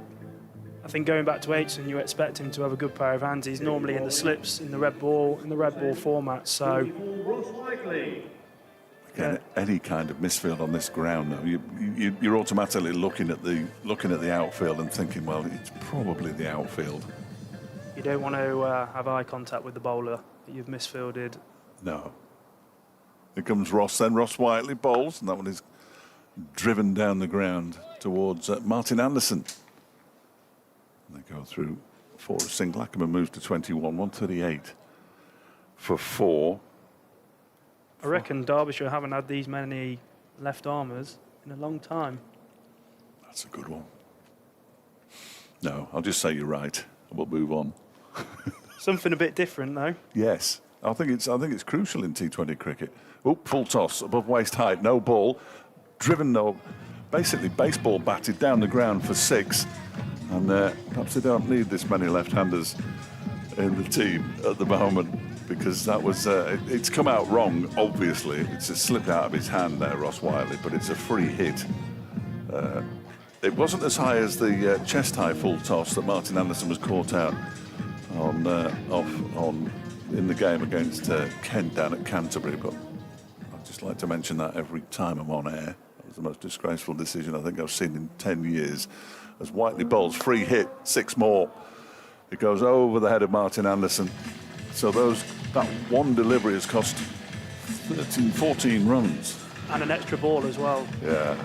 I just hope if Ross was bowling, I just hope he's had enough bowling and getting it under his belt ultimately. Wayne Madsen, these two have played together. These two played together when Ross was here the first time. Mads comes across for a chat with the bowler. I think he said pitch it. I'm sure he said more than that. Wayne Madsen, of course, he was captaining Italy at the T20 World Cup. Well, he was for 4 overs anyway, until he suffered that shoulder injury. As Ross Whiteley is in to bowl to Robinson, who's on 26 now, and he slaps that one out towards Potts on the cover boundary. They get through for a single. Robinson moves to 27, 152 for 4. And being a batter as well, you know the 6th change bowler is probably not an out-and-out bowler. He's probably a bit of a part-timer. So the batters always like to target that bowler. I think it was a toss-up between him and Anderson, certainly. As Whiteley is in again. That's short and down the leg side. Will be signalled wide. Ball thrown back to Ross Whiteley by an Aaron Donald. He hadn't realised it was coming towards him until I gave him a shout. Expensive over this is so far. It's not a good one, is it? Couple of 6s straight back down the ground. Wide, no ball. He's on his way in again with a towel flapping out of the back of his trousers. That's a better delivery. It's wide and out of the batter's arc and out towards Martin Anderson for a single. 154 for 4. You'd think Anderson would be your 6th bowler, especially the amount of overs that he bowled last season as well. So. And he's been bowling quite regularly in the Championship as well. So his first over quite often isn't on the money though. As Whiteley bowls, that one is slapped down the ground. This might go all the way for 4. Anderson comes round the boundary but can't get there. And it is another boundary. It was the final ball of the, it wasn't the final ball of the over, of course, because there was the no ball and the wide. It's the over that keeps on giving. 158 for 4. He's gone for 21 so far. It's the kind of over that can swing a game away from you, really, isn't it? And also as well, an Aaron Donald, he's the captain as well. He's keeping as well. There's going to be a lot of thoughts going into his head now. Should Whiteley have been was Whiteley the right choice? Was it Anderson? This one is launched down the ground. It's coming our way. It's going to go all the way for 6 and smash into the sight screen just below us. Well, I don't think we'll be seeing Ross Whiteley again this evening. He's got a few runs to give back to the team. 27 runs off the over. Durham now 164 for 4 with 5 overs to go. Overs like that can kill the game, can kill the momentum. At the end of the game, if Derbyshire lose, they'll probably look at that over and they think, even if he went for half of that, or Anderson ball, probably changing the outcome of the game. This over, that over there from Ross. Looking at, he doesn't mean to bowl 27, but could be very pivotal in the outcome of the game. When Potts is back from the City end, bowled 2 overs for 16 so far. Potts and done pretty well. That's a slower ball that just dies on Ackerman as he clips it out into the leg side. They come through for a second as Bowser, when he picked it up, it went to throw it and it just couldn't hold on to it. It is tough going out there. I'll give them that, especially with the sun and the bobbly outfield. But it was a slower ball. It was a slow ball. Slow ball Yorker. Thank you very much. I don't always spot them. He's in again. This one is just a sort of length delivery that Ackerman can do nothing with. Almost gets tucked up a little bit by that one. He is quick, Nick Potts. I mean, I certainly wouldn't like to face him. Well, I had to face Jack Morley at his pace, but of the bowlers, he's looked the sharpest tonight. I think it's fair to say that Javed, well, we'll see better from him. 3 overs for 30. We'll see him again before the end as well. That's why he's paid the big bucks. As Potts is in, and that one is just slog swept from almost a standing position by Ackerman. 172 for 4 now. That was effortless, absolutely effortless from Ackerman. Sometimes you just got to tip your hat to the batter. It's a fantastic shot. Look, you're bowling at a really established, well experienced T20 batter, and Potts has bowled well. He's changed his variation up, but sometimes you've just got to say to the batter, fair play. Derbyshire will be chasing 200 tonight. I don't think there's much doubt about that. 200 and plenty, I would have thought, as Ackerman waits for Potts to come in again, and this time he has a swing and a miss at the slower ball. Yeah, fantastic comeback that from Potts. Just warming up at mid-on. He's bowled 2 overs, 1 for 16. Morley bowled out. Montgomery has 1 left, but it's a bit dangerous to bring an off-spinner on at this time of it. They probably won't need to with that over from Whiteley. Or maybe do they give Anderson an over? Showing no signs of warming up. Martin Anderson down to our left as Potts comes in. Ackerman tries to guide this away, and it goes over the top of his bat and into the hands of Aaron Donald. It's, despite that 6, it's turning into a pretty good over here. 8 runs from it so far. If he can finish it off here, close it out, last ball. This is a big ball, this is. Well, he's been pretty impressive, him and Morley tonight. Shade starting to creep over at the far end of the ground as Potts comes in and bowls. Ackerman waits for another slower ball, pushes it out into the offside. It's fielded there by Montgomery. 173 for 4 at the end of the over. 9 off it. Good effort, considering one of them went for 6. Yeah, fantastic comeback that is. The slow ball, using his variation there, trying to outsmart the very experienced batter in Ackerman. The other bowlers just need to back it up now. Aitchison swapping ends here because he's bowled his first couple of overs from the City end. He's going to be bowling from the racecourse end now. Windmills his arms a couple of times, points to where he wants his fielders. Wayne Madsen on the edge of the circle at cover. Good luck. Some great players have worn the shirt of 14. Have they? Anybody in particular? Here comes Aitchison. I don't remember any. This one is a swing and a miss from Ackerman. Gary Wilson was the last one. Did you wear 14? Did you? Thierry Henry, obviously. Yeah, obviously, yeah. Oh, you're not, are you? Used to be, but very happy for the Gooners. Are you? Couldn't care less.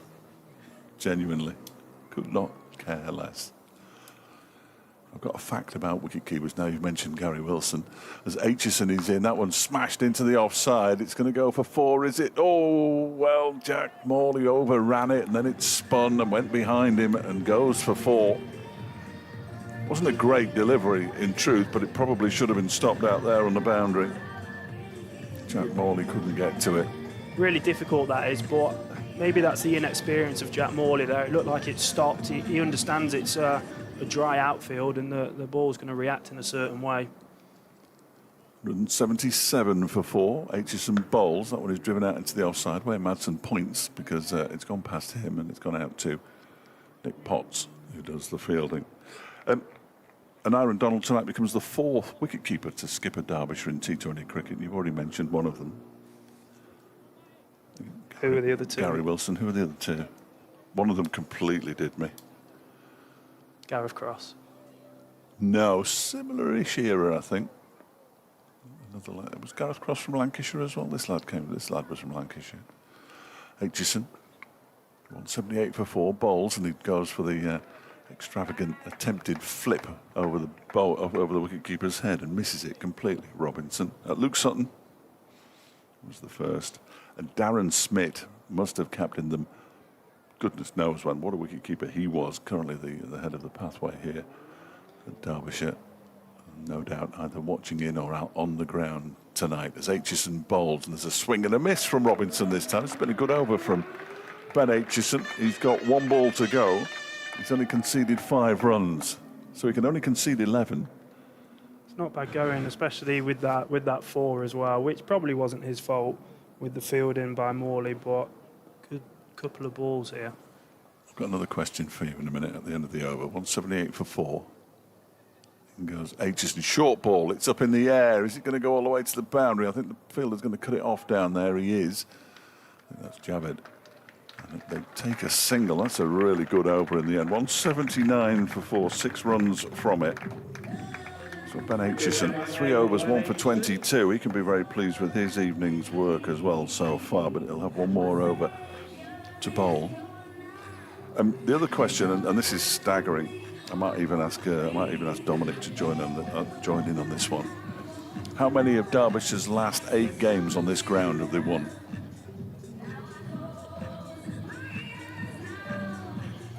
It's the most remarkable statistic. It's Nick Potts. I'll leave you two to cogitate on that one. No idea what that noise was. Apologies. This one's been lifted out towards the members' pavilion for 6. I think, yes. Umpire's arms go up. 185 for 4. 6. How many have they won? 6. Yeah, none. Bit of optimism there They've lost from me. in their last 8 matches here on this ground. They've won at Chesterfield, obviously, but they've lost 7 and 1 was abandoned. The last win here was in June 2024 against Northamptonshire under the DLS method. In comes Potts and bowls, and that was right on target. He's a bit unfortunate there not to pick up a wicket, I would have said, as Robinson gets a single out into the leg side. That's remarkable, though, isn't it? To lose that many home games. Well, it was remarkable to see Wayne Madsen score his first 100 at Lord's. Absolutely, absolutely. There's only been... I'm trying to think what the question was. Give me a second. Okay, we've got all the time in the world. We're on till 10. Here comes Potts. 186 for 4, Durham. Bowls to Ackerman, who's launched this down the ground. That's going to go straight into the hands of the fielder out there. Ross Whiteley takes a very comfortable catch. Ackerman goes. Potts picks up a wicket. And all of a sudden, Derbyshire will think they're back in it again. They're getting around their teammate. It was a very comfortable catch in the end for Ross Whiteley in the far distance. And if this rubbish that's on the screen gets off, it's 186 for 5. I think Nick deserves that as well, even though the figures don't look like he's bowled well. I think he's bowled a lot of variations there. Been a bit unfortunate, but I think he deserves that wicket, and quite a big wicket right at the end. So Derbyshire can keep Durham under 210. I think that'll be a good effort. 26 balls, 2 4s, 2 6s for Colin Ackerman. To sort this, so the screen that we're seeing here is stays as a scoreboard, really. I know it's on the bottom of the screen away to the left, but well, no, not immediately, not immediately. Will Rhodes, another Yorkie. Is the new batter, left-hander. Got quite a lot of left-handers, Durham have at the top of the order. Lees, Rose, Emilio Gay. We won't see much of him now, will they? This one is off the outside edge of the bat from Will Rhodes out towards Matthew Montgomery, fielding at backward point, and he's off the mark with a single. 187 for 5. 14 balls to go.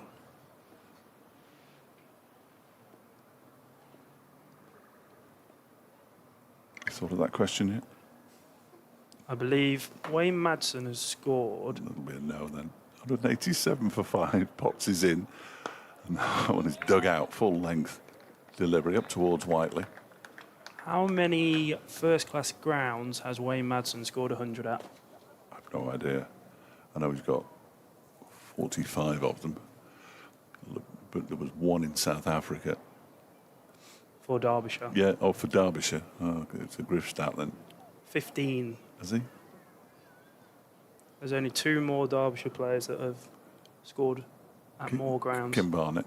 As this next delivery is hammered high into the sky. Madsen's underneath it. Madsen takes the catch and Rhodes goes for 188 for 6 now. And there's nothing better than taking wickets to slow a run rate down. Rhodes departs and Nick Potts picks up his second wicket. Yeah, deserves a second one as well. Bowled really well.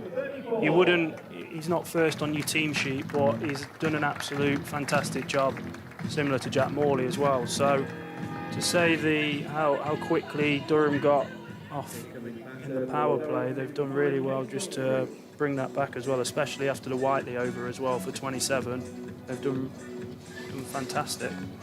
I'm going to do something now that I absolutely detest, because I hear people saying, well, Derbyshire should be top of the second division of the county championship because they should have won at Lancashire and they should have beaten. Well, no, that they're where they are for a reason, and Derbyshire in this game are where they are for a reason. But you take away that 27 run over from Ross Whiteley, you can't do that. I know that, but it's a lot better, isn't it? So 188 for 6, 2 wickets in that Nick Potts over, which went for 9. 2 overs to go, so 12 deliveries.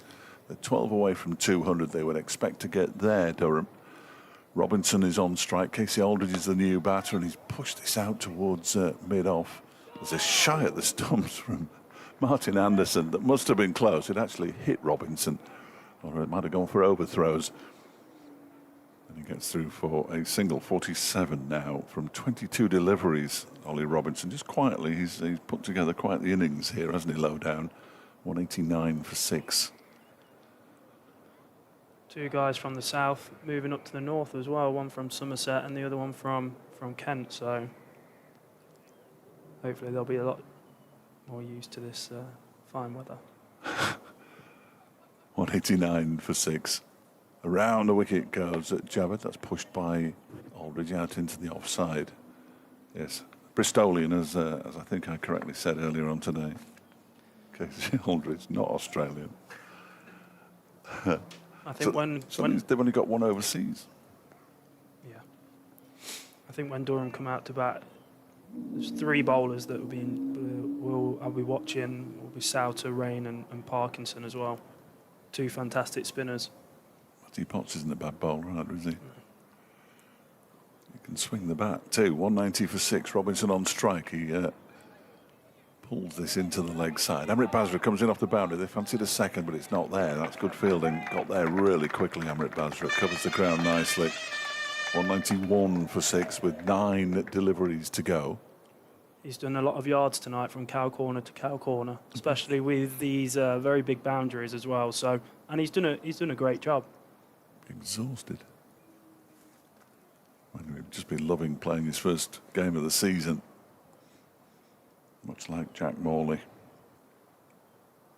Javed is in again, and that one is forced out into the offside. Batson has a shy at the stumps. The ball hits the stumps, but unfortunately Aldridge was home. He picks up a single, moves to 2, 192 for 6. They only ever hit when the batter is home. That's the rule. And Basra had a fantastic white ball competition last year in the 50 overs as well. So, and I believe he scored 100 for the seconds this season as well in the red ball stuff. Yeah, he's been doing okay. Mitch Wagstaff's got a couple of centuries in the 2s as well. Was 12th man down at Lords.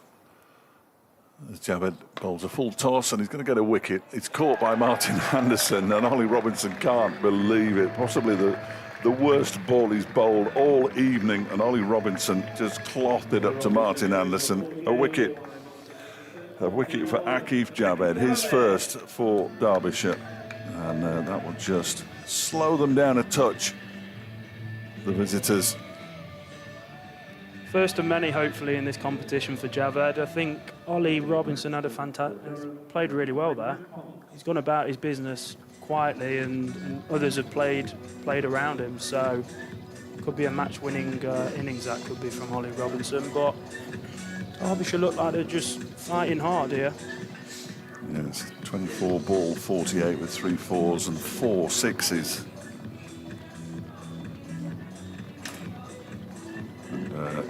Javed has one ball left, 1 for 34, his figures currently. And then we will have 6 balls to go. And I think Ben Aitchison will bowl them. Oh, the umpires aren't happy with something. Got a bit of paper out there. What on earth is going on here? We've got this bit of paper out saying, hang on a minute. They're asking how many they think Durham will get. I think they're happy. Can't be Duckworth Lewis yet, can it?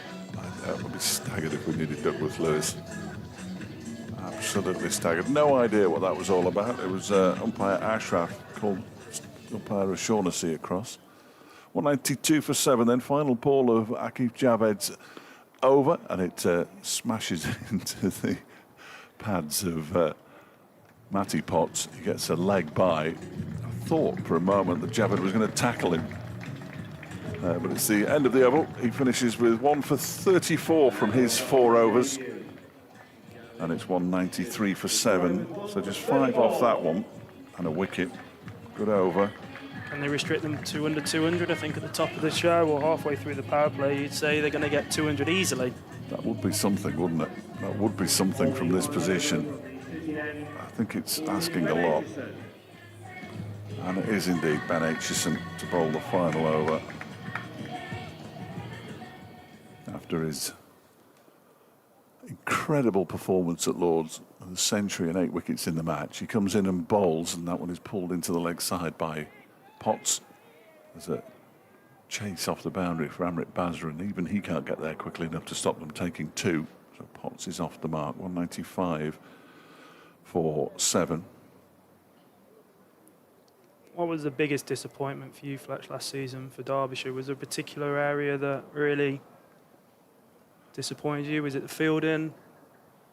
No, the fielding was much improved last season. Aitchison bowled. That one's clothed down the ground. For just to single out to Ross Whiteley. It would have to be the bowling, really, because the batting was excellent. There are two batters who got to 1,000 championship runs in Wayne Madsen and Caleb Jewell. We're talking Champo, yeah? T20. Oh, T20. Well, the whole thing was a disappointment, wasn't it? Don't change. Don't change. The bowling Dave. wasn't great, and some of the batting was poor.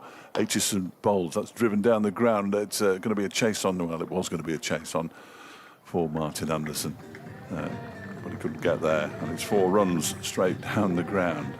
Well, what were the games that you saw? Chesterfield was remarkable, but that's Chesterfield. Derbyshire always win at Chesterfield. Everywhere else, they should have won at Northampton, but fell short. And you're thinking, well, how did they do that? And there were a couple of other games as well. As Aitchison is in, that one slapped out into the offside. It's in the air, but it's going to fall safe, and Aldridge will come back for a second as it's fielded there by Jack Morley. The 200 comes up. No, it's already up. 202 for 7 now. Aldridge moves on to 8. It was the rapturous applause that the 200 got that fooled me. Or the fantastic fielding of Jack Morley. He's a good fielder. He's a good fielder. I think Derbyshire will take under 210 after the power play that Durham had. Well, there are 2 balls to go. Aldridge on strike. And he's played that straight to the man at mid-off, who takes a comfortable catch, Martin Anderson, and Ben Aitchison picks up another wicket. 202 for 8 now, and they will be under 210. You're very lucky. Very lucky indeed. The tides change with my commentary. Just having a look here, there's lots of over 200 scores against Derbyshire in this competition. Just trying to see, Durham made 223 at Chester Street in 2020. That's their highest score. So they're not going to get to that this evening.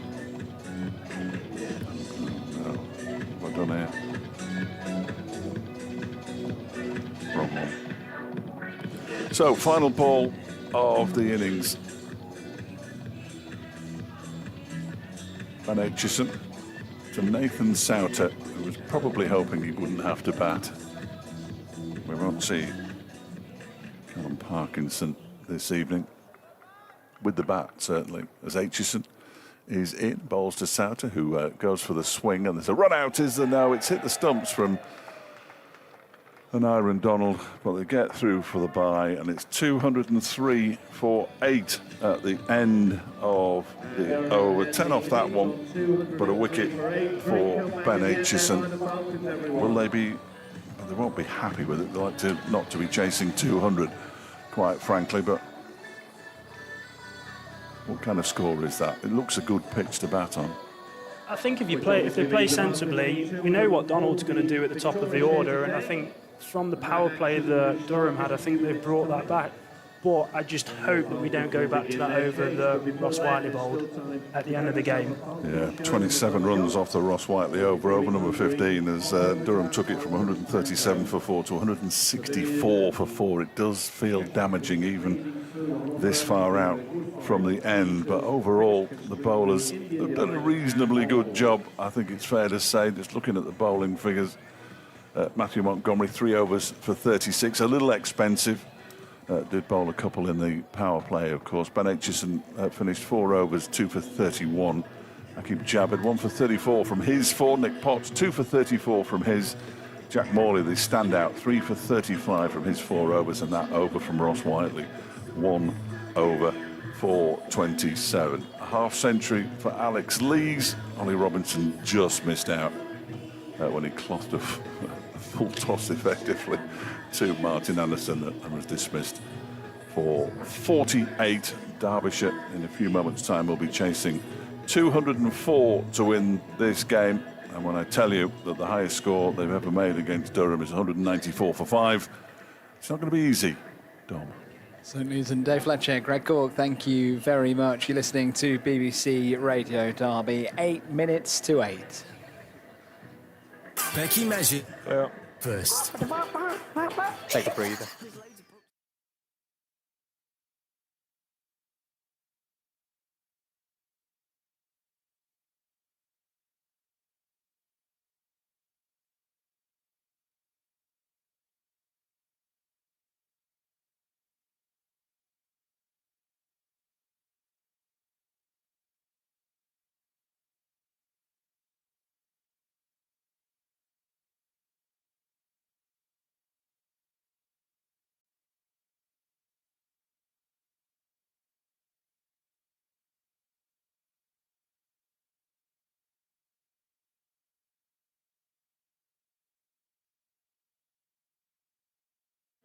Welcome back to the County Ground then.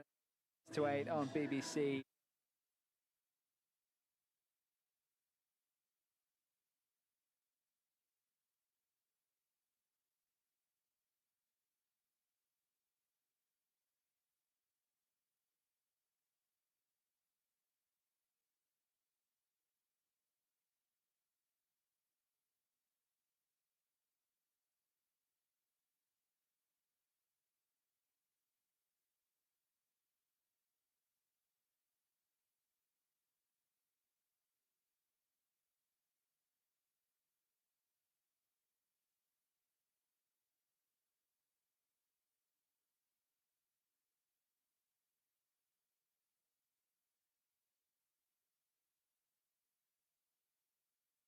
Yet to bat, Worcestershire setting the tone at the moment, 186 for 9 with just 1 ball.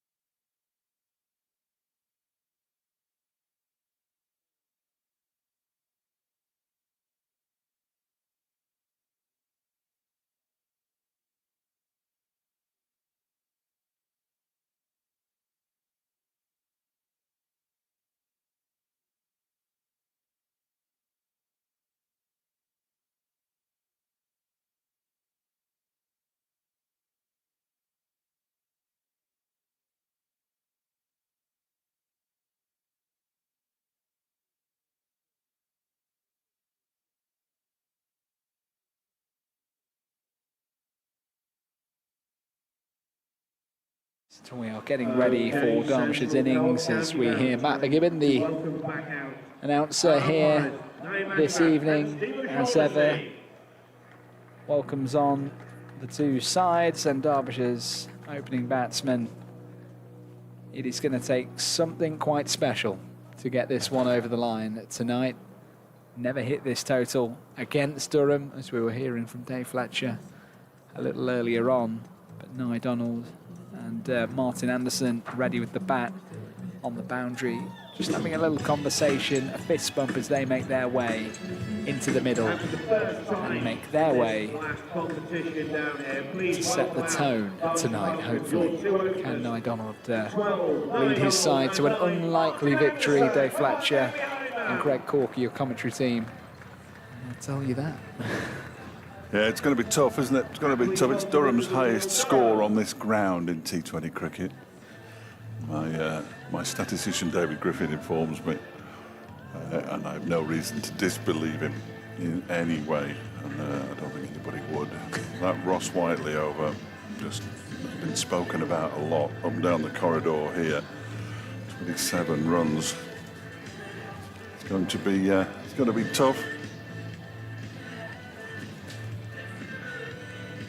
But Derbyshire, while an Aaron Donald is there, they have a chance. He'll take strike. And we'll see Matty Potts bowl the first over. Why wouldn't we? That's him.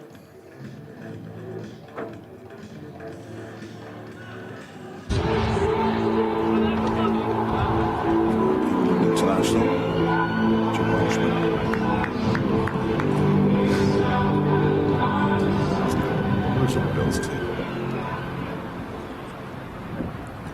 The umbrella of England, of course. Here we go then. Potts into bowl to Donald, who straight away gets 4 runs. Just a gentle nudge down towards the vacant third man area, and Aaron Donald is up and running for the season. Derbyshire are going to win, aren't they? Well, they are at 4 a ball. What do you reckon Anderson's main role is, top of the order in your eyes, Fletch? Well, the way he played it, it was the first time I'd seen him bat at the top of the order was at Nantwich on Wednesday, and he was hitting the ball every bit as hard as you'd expect to see an Aaron Donald hit it. Potts is in, and that one is lifted into the air. It's going to fall safe, I think, yeah, just out of the reach of the fielder then. They come back for 2. It lands, about 40 yards from where an Aaron Donald was standing. Despairing dive from the man at mid-wicket. Always tough, the balls that are going over your head, especially with a cap on as well, and trying to judge the brightness of these lights. I thought they got some new lights. Not quite. Potts, 6 without loss, into bowl to Donald, who launches him down the ground for 6, out towards long off. And an Aaron Donald, well, he always does, doesn't he? He always looks in the mood until he gets out, and that's the very nature of what an Aaron Donald does at the top of the order.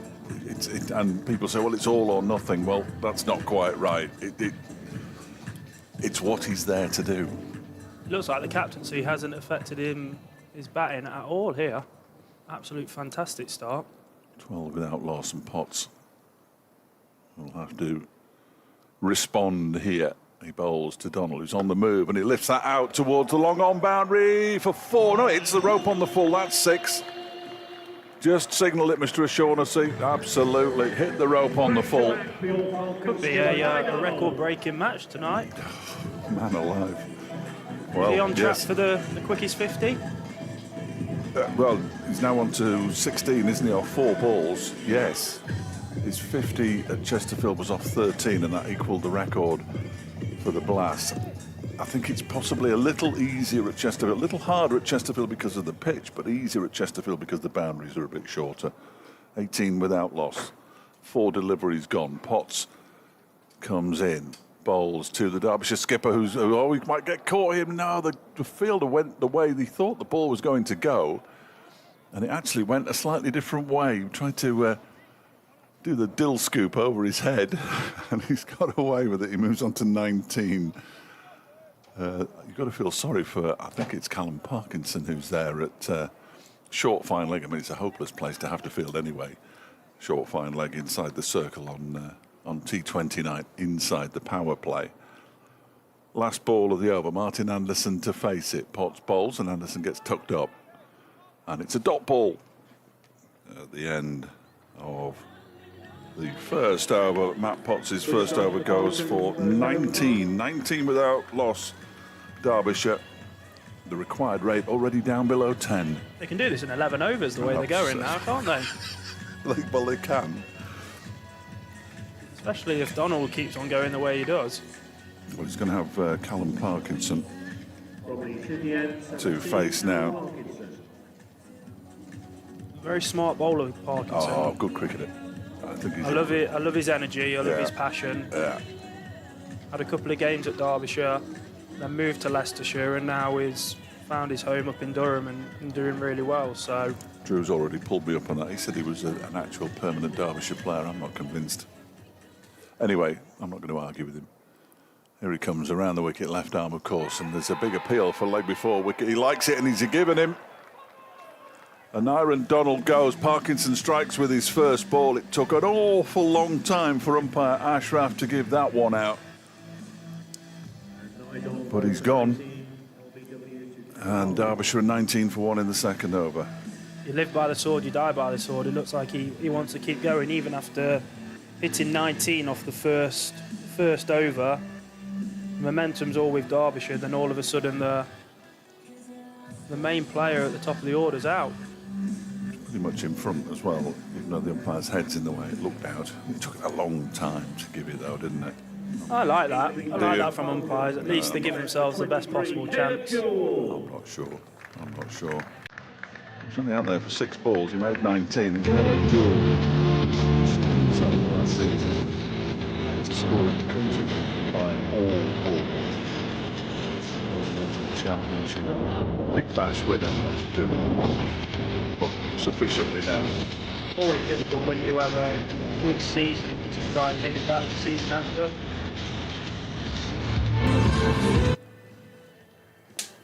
Parkinson, left armour to left-hander, and he gets an inside edge on that one as he pushes it out into the onside. They're thinking about 2-2. Wouldn't have been possible and wasn't possible. Derbyshire move on to 20 for 1. Brings Martin Anderson on to strike for only the second delivery he's faced. And Aaron Donald's strike rate hasn't suffered too much from the 19 off 6 balls. As Anderson pushes this one back to Parkinson. Took a step into the leg side before he played the shot and then basically used his hand-eye coordination to make sure he made contact. Parkinson's in again. Anderson launches him down the ground. He's not walking, not running for that one because it's gone all the way for 6. Little tap of the bat. So Anderson assumes the Donald role. And Derbyshire pick up another 6 to move to 26 for 1. If Donald can do it, so can Anderson. Skip down, fearless cricket, and just hit Parkinson straight over the top for 6. Change of field. Long on, back on the boundary. Parkinson bowls, turned into the leg side. They're going to go through for a quick single. They have to get on their bike here, but Parkinson was more than happy to let them take the single and pick the ball up. 27 for 1. Not the most mobile fielder, Parkinson, but what he lacks in fielding, he makes very much up for bowling. I think his head is on Wembley. Is it tomorrow? Is it Sunday? It's Sunday, isn't it? That one's clipped into the leg side by Jewell. They've run 1. They're going to come back for the second, as well as a misfield out there. Is that Nathan Souter? I don't think it is, actually. The numbers are atrocious. White numbers on a yellow shirt. It shouldn't be allowed. 29 for 1 at the end of the over. 10 off that one, but the wicket of an Aaron Donald. Derbyshire, their current run rate 14.5. The required rate 9.7. I say, I couldn't work out. I think it's Sunday when Bolton play Stockport County. Big Bolton Wanderers fan. What are your thoughts on Southampton? Do you think it was fair what they... Kick them out, I say. Kick them out. They're just cheats, aren't they? It's just like a typical professional football team. They think they can do what they like, and they've been caught. Casey Aldridge, that's a wide down the leg side. after a little bit of consideration from Steve O'Shaughnessy. Do you not think they've been cheating? There was a law brought in after Leeds United did it to Derby County, a specific law of anti-spying. And, well, they couldn't help themselves, could they? And they probably didn't need to do it.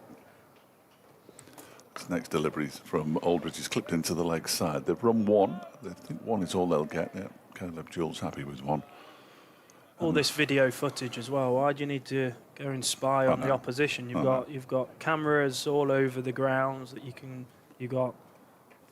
And if you admit to three, probably one or two more potentially. I don't know. I wasn't there, obviously. If I had been, I'd have been filming it. Disgraceful. More disgraceful than Harry, what's-his-face, not being in the England side. Here's Aldridge in and bowls, and that one's been launched out into the offside. That'll go all the way to the boundary. Once it hits the deck, it just about has enough legs to get there, out towards backward point, the Monarch stand. And Caleb Jewell is up and running as well for the season. They do need to go quite hard, but they don't need to be over extravagant in the chase, do they, at the start of it? As you said, from your knowledge, if you lose 3 wickets, you lose the power play, but I think you're absolutely spot on there. They just need to play sensible cricket now. They've got some fantastic batters in the dugout. It's lifted up towards mid-on, slightly aerially. They don't need to go the way that Donald plays. They probably haven't got the shots that Donald's got and the mindset, but these two are fantastic batters. They keep knocking it around, hit the bad balls, hit through the line of the ball. They get into 50 for 1, 60 for 1 off this power play. Aldridge in again. That one's whipped into the leg side. There is a man out there on the backward square leg boundary, so he keeps them down to a single. I'm sure that Anderson knew he was there. 37 for 1. Anderson on to 9. Jewell has 8. Hopefully as well, these fantastic lights come into play with the ball skidding on nicely. But I think Derbyshire batters really have to push these Durham fielders, especially with the outfield as well. They don't even attract moths, these lights. Aldridge in and bowls. That was defended by Caleb Jewell. We haven't seen too many of those this evening. Aldridge will be happy. 8 runs from his first 5 deliveries. I think as well, you look at the next 2 that are coming in, you want them to be facing most of the spinners in Madsen and Montgomery. Play spin very well. And then you've got the firepower of Whiteley and hopefully Basra at the end. The bomb squad. That one's been pulled into the leg side. That's what it would call. The batters almost run into each other. In fact, I think they probably did as they pick up a single. 38 for 1 at the end of the over. Just 9 runs off that one from Casey Aldridge. Callum Parkinson is going to bowl his second over from the City end. Well, if Wayne Madsen follows what he did against Durham, I believe he scored a T20 100 against these guys. Last game of the season, you're absolutely right, he did. He did. Haven't been many of those, have there, down the years for Derbyshire. West Durston with the highest score, 111, I think it was, as Parkinson bowls and Jewell goes back, tries to force it away into the offside, does, but straight to Alex Lees, and there's no run. It's interesting that the bowling Parkinson again. I thought they would save him for the middle overs. This time it's clipped into the leg side by Jewell. He's run right down the middle of the pitch. I'm not sure we're allowed to do that, but I suppose it's only Derbyshire who've still got to bat, and they come back for a second. It's a fascinating rule, that, isn't it? Even if they're batting second, they still get warned to running down the wicket. He went straight down the middle, didn't it? Straight down the middle. Picks up 2 more, moves on to 11, 40 for 1. 4th over, Parkinson bowls. That comes off the pad of Caleb Jewell and dribbles into the onside, so he'll pick up a leg by. Signalled by umpire Naeem Ashraf. I like the way Derbyshire are going at the moment, not being too reckless at all. Don't be commentators curse here. Swing and a miss. That one is lifted out towards the extra cover boundary. That'll be 4 off the bat of Martin Anderson. Nicely done. He moves into double figures as well. He moves on to 13. And Derbyshire up to 45 for 1 now. Have they won the power play? Will they be winning the power play, do you think? 41 without loss at the end of 4 overs. Durham, nip and tuck at the minute. As in comes Parkinson, that one is over leading edge, and Anderson smacks his bat with his fist. Unhappy with the shot. Dot ball. Yeah, even Steven at the minute. Parkinson bowls, and Anderson clips that into the leg side. They've run the first one quickly, but they'll only get the one. The over comes to an end at 46-4-1, so 8 off that one.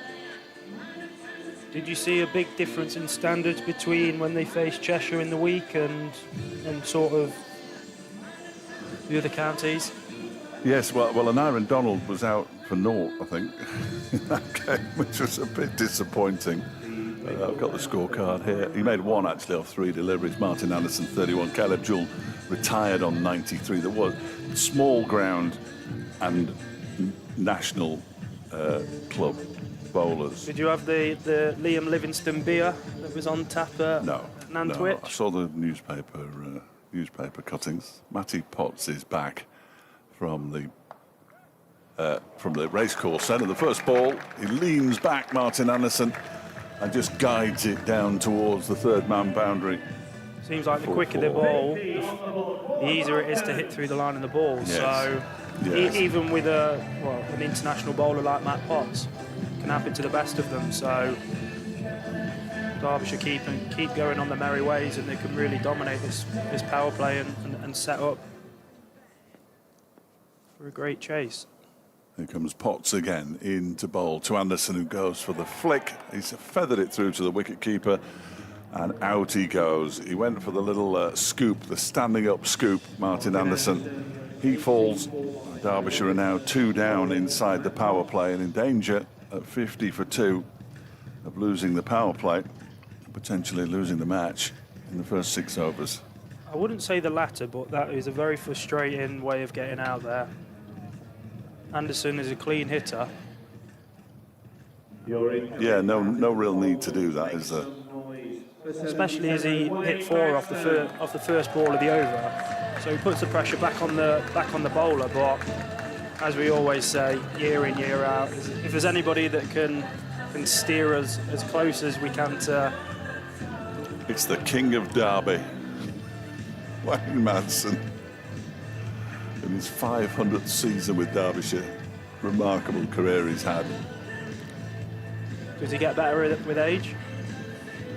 Gets more interesting with age to watch, certainly. I mean, the 100 that he got down at Lord's, I couldn't work out what he was doing to start with, because he danced down the pitch twice at Toby Rowland-Jones in the first 3 deliveries he faced. Afterwards, he told us that it was a deliberate ploy. He looked a bit skittish, but it was effective. As Potts comes in and bowls to Madsen, who pulls the first ball in front of square, a long way in front of square, and for 4 runs. The crowd love it. The cheer that he got on his way in was remarkable, really. Wayne Madsen. If anybody deserves a cheer like that, it's Wayne. Been here a good while now, since 2009, I think. Oh, Griff's not listening. 54 for 2. Still going along at 12s. As Potts bowls to Madsen, who gets a little tucked up by that one and defends it all the way up to mid-on, where Casey Aldridge does the fielding. The 2 most senior batters now in at the crease, so these need to knuckle down quite a bit now. Well, after 5 overs, Durham were 58 without loss. Derbyshire 54 for 2 with 2 balls of the 5th over of their innings remaining. Madsen flexes the knees, and in comes Potts and bowls to him, and he guides that out into the offside. There's a half field by Alex Lees. They've run 1. They're coming back for the 2nd as well. So that's good running, capitalising on Alex Lees being unable to stop that one cleanly. He's inside the circle, quite a way inside the circle as well at cover. He's decided he's going to retreat to the edge of the circle now. I think probably wisely. Madsen moves on to 6, 56 for 2. Final ball of the 5th over then. Final ball of Matthew Potts' 2nd over, 1 for 29. His figures at the moment. He bowls and Madsen drives it, and drives it so slowly that Potts is down before the ball reaches him. He doesn't get anything from it. 56 for 2, 10 off the over after 5. Derbyshire. If it wasn't for the 2, they would definitely be on top, I would say. Absolutely. It's just a shame that Donald got out so early and Anderson played that shot. No, Ben Rain. I'm guessing that Rain will always bowl the final over in the power play. And he'll bowl all sorts, lots of cutters, slower balls. I mean, he's been a phenomenal county cricketer over the years, Ben Rain. Went down to Leicestershire, now back at Durham. And he's in to bowl to Caleb. Jewell has bowled him. Might have chopped on. Can't see from here. But Jewell goes, and another wicket falls to the first ball of an over. And Derbyshire are 56 for 3 now. And 3 in the power play. We know what that means. Extremely frustrating there, especially with it being his first ball as well. 11 off 10 for Caleb Jewell. Big job for Matthew Montgomery here.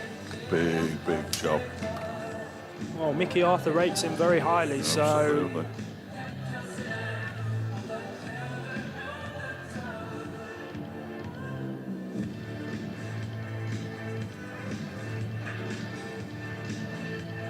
Can't lose any more wickets in these next couple of overs now, or else it is game, set and match. Derbyshire's highest successful run chase in a T20 game at Derby is 194. That was against Durham when they made the previous high score here of 193. Matthew Montgomery. His first ball, Ben Rain bowls to him, and it's driven out towards backward point. It's driven so well out towards backward point that it goes all the way for 4. That's why Mickey Arthur rates him. What do you reckon the dugout's feeling at the moment? Do they feel like they're on the back foot? I think there'll be a few nerves. Yes, I think they are on the back foot a little. The only good thing is they've been in this position before, whereby they've lost a lot of wickets in the power play. But the only bad thing is... I teed myself up there, didn't I, Dave? Rain in. That one's clipped into the leg side, a little bit aerially by Matthew Montgomery for another single. He moves on to 561 for 3. It's fascinating how similar these guys look. Both got the same bats, just similar sort of technique. Yes. They were batting together in that half-century stand, in broken half-century stand that got Derbyshire over the line at Lord's, and at times it was very difficult to tell which one was which. And I've watched Wayne for 11 years. He's on strike now. There's Rain at bowls to him. That's a loopy full toss, and Madsen crashes it out into the offside, but straight to the man sweeping on the cover boundary, so he only picks up a single. 7 to Madsen, 5 to Montgomery, 62 for 3 with 2 balls of the power play remaining.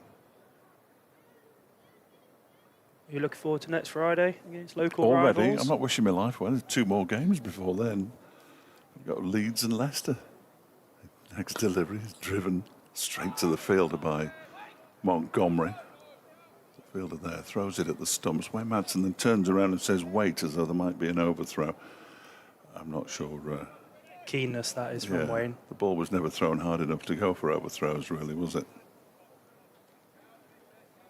Madsen with his different coloured pads. I'm fairly sure they're Italy pads that he's wearing. As Rain bowls, and that one is driven out, just slightly lighter, driven out into the offside. He's got the proper pads on. He wore the Italy pads on Wednesday. They were light blue. Looked a bit bizarre. 62 for 3 at the end of the power play, with 6 runs off that Ben Rain over. At the same stage, Durham was 67 without loss, so it's clearly advantage Durham at this point. A big partnership between these two would soon swing it back Derbyshire's way, you would have thought. Nathan Souter. Extremely experienced leg spinner here, but as we said, 2 of the best players of spin in Derbyshire's ranked here, so a great matchup here.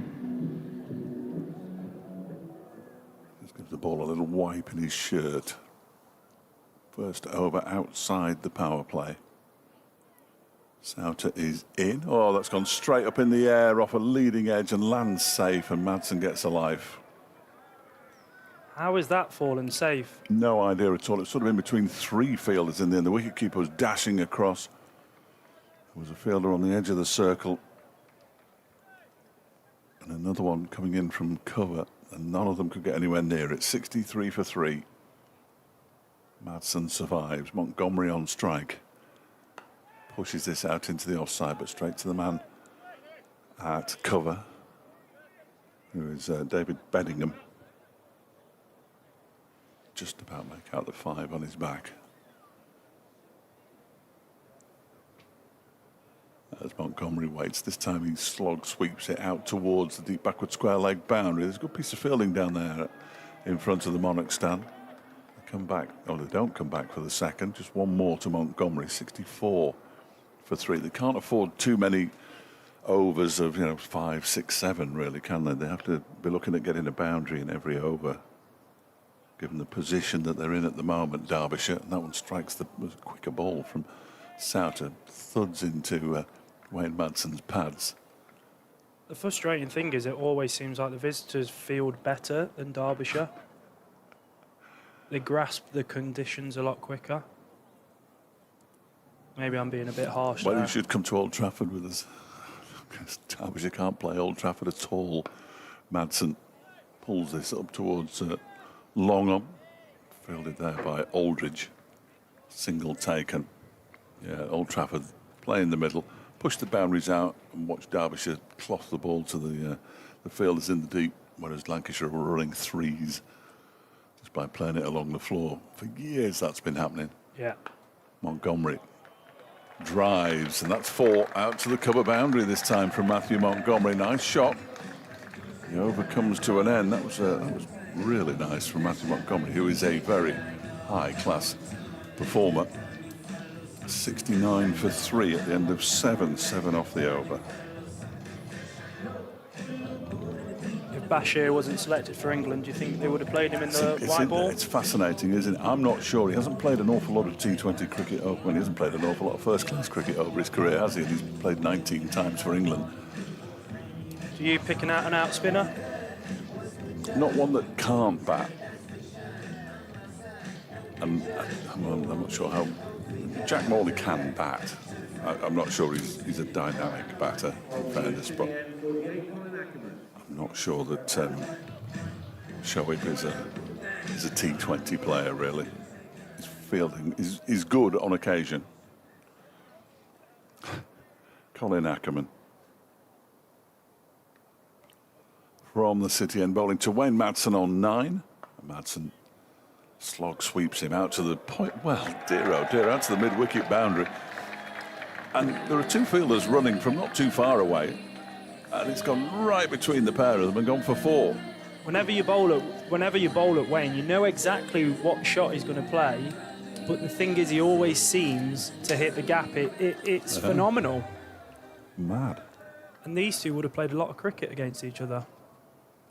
73 for 3. Madsen this time pulls it. This time it's in front of square now. Has he got that between the 2 fielders? My word, he's done it again. But 2 different fielders, he's got it in between.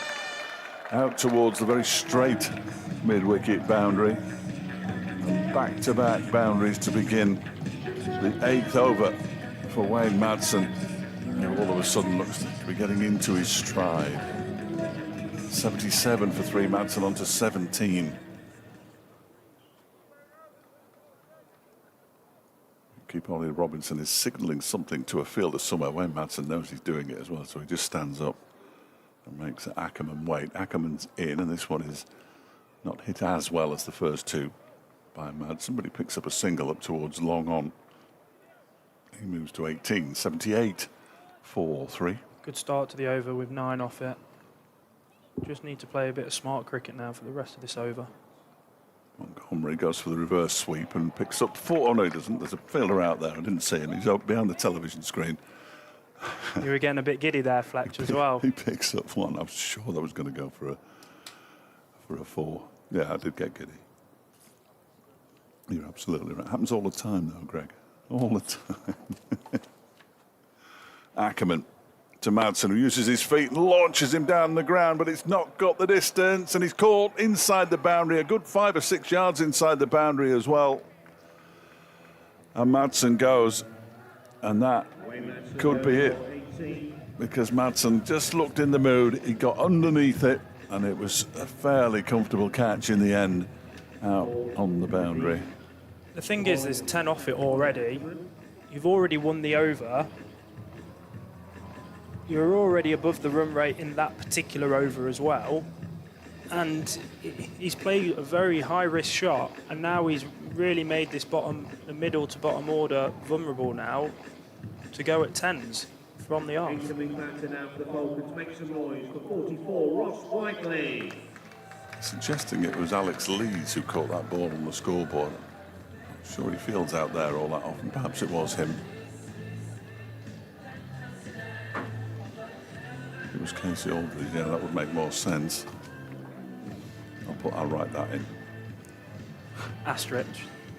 Yeah, no, I think it doesn't look like Alex Lees, certainly. And now it's going to be difficult for Ross being a left-hander facing an off-spinner now, and this isn't Ross's ideal position. Well, the first ball he faces is driven. He'll pick up a single as it's half stopped there by Ackerman. So he gets himself off strike. 10-11 off the over. You want Ross coming in with 6 to 5 overs left. So in that family stand, look out, because Freddie's coming. Well, they've decided to have an early scatter blast, I think. What does that mean? Well, they need to get it in. They're firing T-shirts or chucking T-shirts into the crowd. Freddie the Falcons helping them out there, which is nice of him. People all scrambling around for a free... There they are on the screen, scrambling around for a free T-shirt. I don't think they do them in my size. Would you ever go into the costume? No. No, under no circumstances. If Derbyshire win the T20 competition? No. Finals day? Not at all. You don't know who's been in there. 80 for 4. Nathan Souter bowling to Ross Whiteley, who just gently pushes it down the ground towards... they're going for Rhodes now, who caught Ackerman, who caught Madsen. I don't think it really matters, does it? Somebody caught him. And what we do know, it wasn't Alex Lees. 81 for 4. Souter. Over the wicket, down the track comes Montgomery. Plays it straight to Aldridge, so they go through for another single. Durham will probably want to finish this as quick as possible so they can go back home. It's a good couple of hours up north. Oh, it certainly is. On that A1. Yeah. Half of it'll be shut. Fingers crossed. What's your favourite service station up that way? I never stop. Don't you? No, never. Souter bowls to Whiteley, who clips us into the leg side for a what about single. that fancy one? No, I don't. Fancy one up north. No, we never stop. I never stop. It's punishment, that is. No, it's not. You just want to get to where you're going or get home. Never stop. Cast iron constitution, don't need to. 83 for 4. It's come to this already. We've only played 8.5 overs of the Derbyshire innings. That one is driven by Montgomery. Stays straight to the man on the edge of the circle at cover.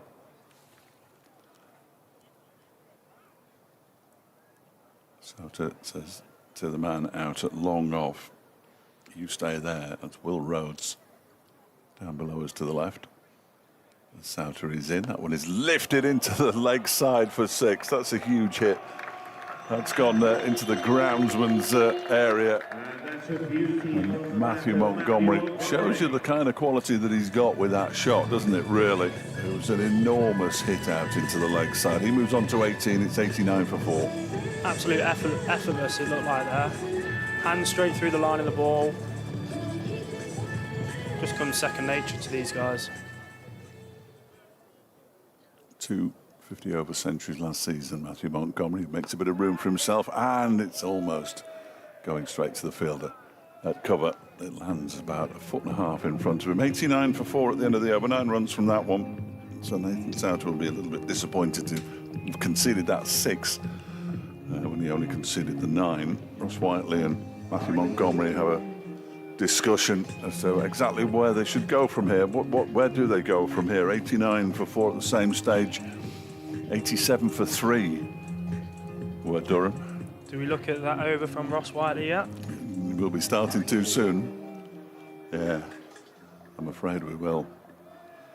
Colin Ackerman, City end to Ross Whiteley, who just clips it into the leg side. There might be 2 there. Nope, I'll settle for 1. So he plays it out towards the Monarch stand in the far distance. Crowd sticking with it. I think if Montgomery and Madsen were in for 2 or 3 more overs, Derbyshire would have been in a really strong position. Really frustrating. Ante had wheels, etc. Here's Ackerman. This one has been lifted down the ground. Is it going to be another catch on the boundary? It isn't. It's been dropped. And they get through for 1. They're coming back for a second. No, they're not. I think they only got 1 there. Montgomery was certain he was going to be caught on the boundary. I was fairly sure he was going to get caught on the boundary. Did they come back for 2? No, it was Montgomery's. Montgomery who hit it, wasn't it? Yes. Yeah, just the 1 then. Didn't even look like he hit that hard, but... No. Well, he didn't. Montgomery onto 19. He should have got 2, might have got 3. Whiteley back on strike, 91 for 4. Whiteley just clips this along the ground into the leg side, towards the edge of the 30-yard circle, to the fielder who's just dropped that one. And that always happens, doesn't it? Is it Matthew Potts, I think? Can you see that number? Your eyes are as good as mine. No, I've got no chance. Absolutely no chance. Not even under these lights. No. I thought it was a 3 at the start. I think it might have been Potts. If it was, he was the one who put the catch down as well. Reverse sweep comes out from Montgomery. There is a man out there on the backward point boundary. And they get through for a single. 2 balls to go. Now, to the normal batter, that looks like a very high-risk shot with a man already out there playing against a spin, but fantastic player of spin. That one, oh, he's going to be caught. No, he's been put down. Well, Ross Whiteley's been put down now. That is Ben Rain, who's usually the safest pair of hands you could wish to see. He just couldn't cling on to it, and in the space of an over, both batters have a life. It looked like he was going to catch that on the second attempt. He did a little bit of a front somersault. Almost flipped it up, didn't he? It's out of bowls, and that one's a miss-hit into the offside by Ross Whiteley. He moves on to 6. Montgomery has 20. Derbyshire on 94 for 4 at the halfway stage. At the halfway stage themselves, Durham 94 for 3. There we go. Could we? We could. Well, when I say we, I'm not allowed to. You can say we as much as you like. I'm not really allowed to say we. You're an out-and-out Derbyshire fan. No, I never supported him in my life. I find it very. I think it would be difficult to commentate on a club you support, personally. Especially with your passion and drive and. Not much drive. Ben Rain from the racecourse end is driven down the ground by Whiteley for a single. 95 for 4. We're approaching the 15th over. Well, not really, but that was the Ross Whiteley over. If he's out there, he'll know. He's got some runs to pay back. At the moment, he's minus 20 for the night. If he's not in debt, then he's all good.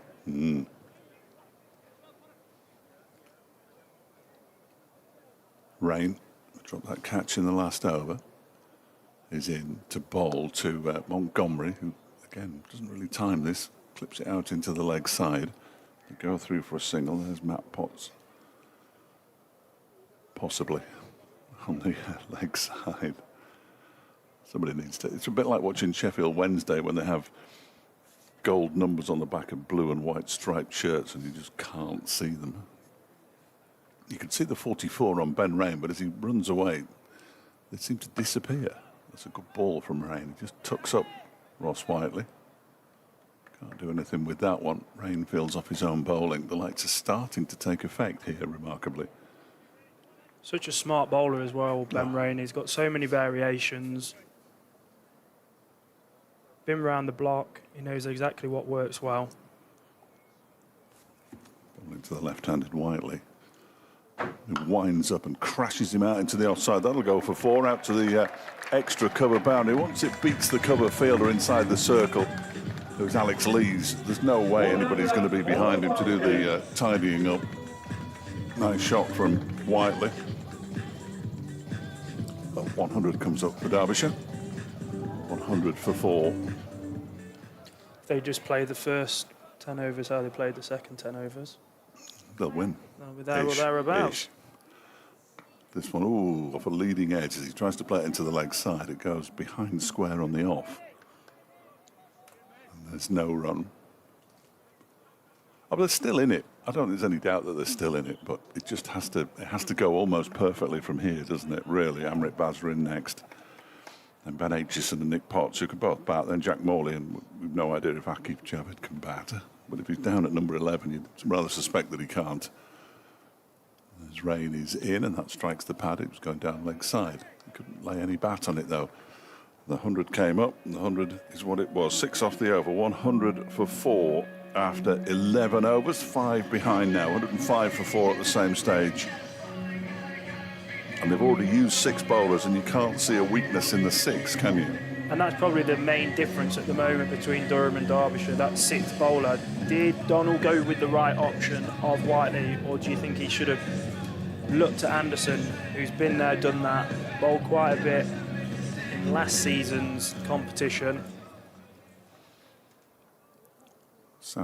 Ackerman rather is bowling, and that one has been lifted into the leg side, bounces once and kept in nicely by the fielder there in the deep. And as a result, they just get 1 run. That was similar to what happened with Jack Morley out there, but the ball span right past him. Yes. Ackerman.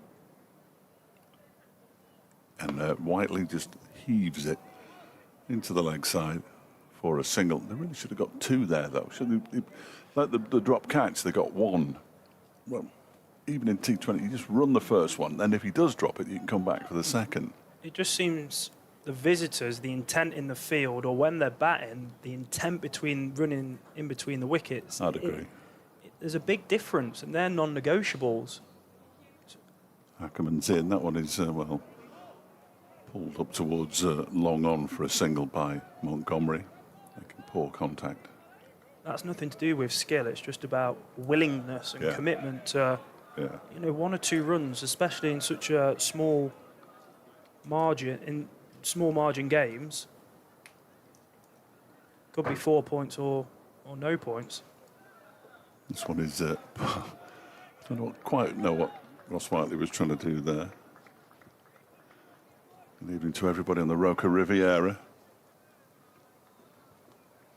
It's a very late tea that they're having up there. Are we now? 8:45. There's Ackerman, 2 balls left of his 3rd over. In and bowls. Oh, he gets a bottom edge on that, Ross Whiteley. He's going to get 4 runs for it, I fancy. Yeah, Parkinson won't catch it. I'm not entirely sure how it's missed the stumps, but it did. Welcome boundary for Derbyshire. Just been slowed down a touch in the last couple of 3 overs.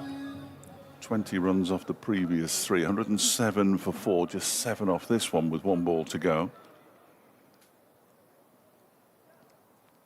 And he comes in and bowls to Whiteley, who just cuts it out into the offside. Takes the single, 8 from the over, then 108 for 4 after 12 at the same stage. 118 for 4, Durham. So they're in front in terms of runs, exactly the same number of wickets lost. But there is still the spectre of the Ross Whiteley 27 run over hanging over everybody's head.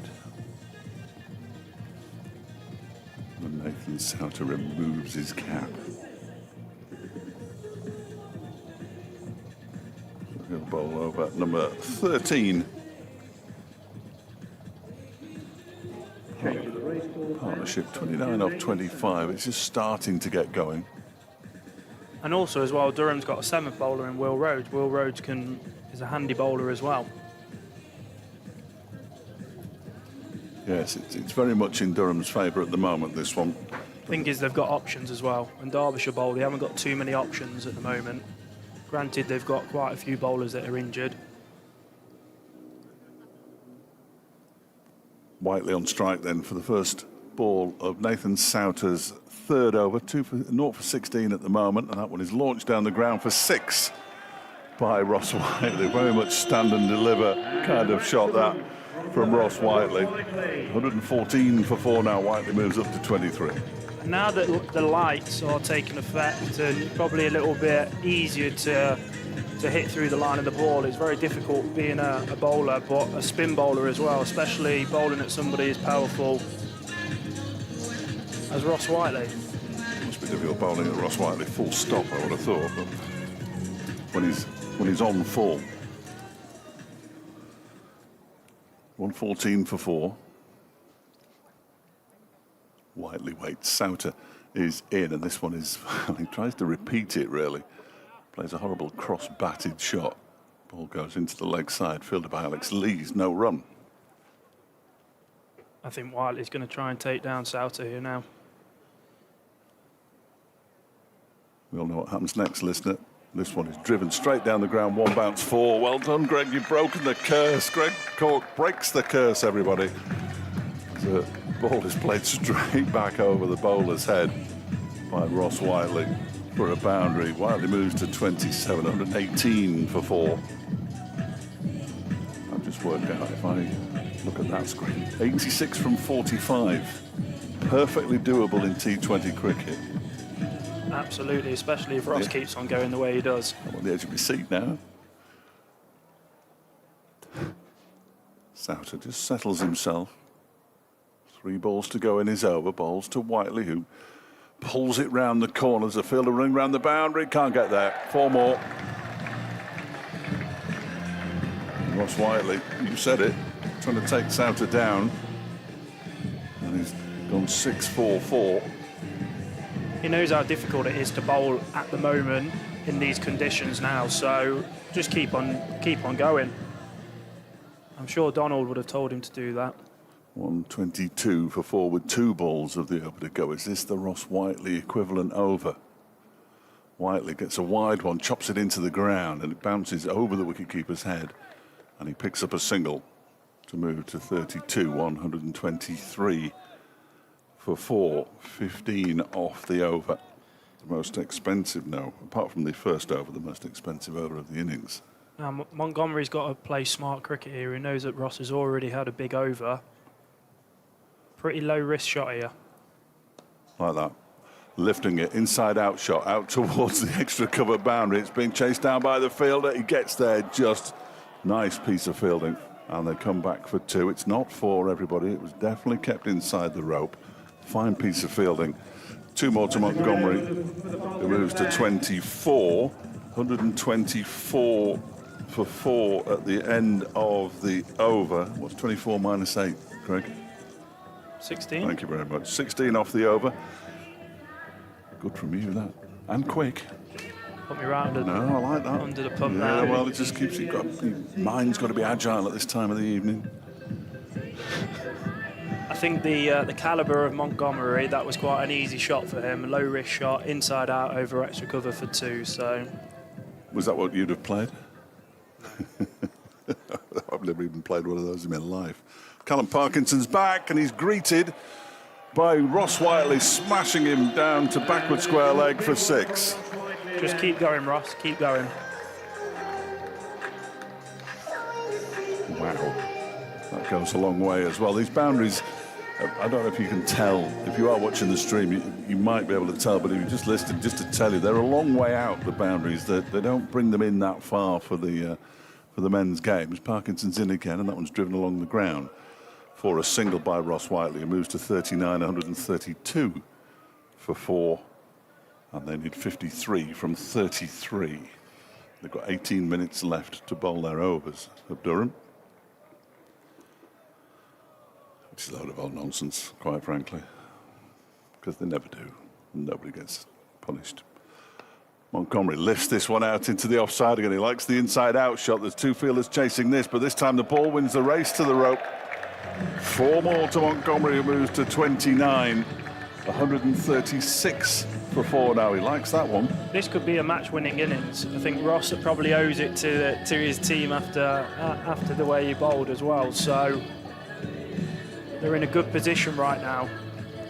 2 more overs of this and they'll put themselves in a cracking situation. Potts and Lee's chasing that one to the boundary. There's a little sweep shot coming out here from Montgomery. He'll pick up a single. He didn't really get it where he wanted it. It's gone up to mid-on. Moves to 30, 137 for 4. Ross Whiteley's at least in positive territory now, having conceded those 27 runs off the over. And the difficulty is you've got a right and a left-handed batter, and that's very tough, even at this standard, being a bowler. Parkinson bowls as a rather heavish-looking shot there down to deep backward square leg by Whiteley. 138 for 4 now. Even though they keep on hitting the boundaries, they still need to run hard between the wickets. A little fumble here, a little fumble there. It's three runs, 4 runs. It's a big difference. There's another sweep shot. Got it fine. He's only going to get a single for it, though, because it goes straight to Ben Rain. And the over comes to an end at 139 for 4. 15 off that one. So 16 off the previous one, 15 off that one. At the same stage, 14 overs. 137 for 4 Durham, and then the Ross Whiteley over now. So I'm not suggesting they try and get 25 off it to keep parity, but this is the moment. They need 65 off 36. I think they need to take it as deep as possible. They've got a fantastic partnership now, 60 off 37. They've still got Potts to bowl as well that didn't start off too well. It's just been brought on now. Maybe that extra bit of pace will just play in Montgomery and Whiteley's hands here.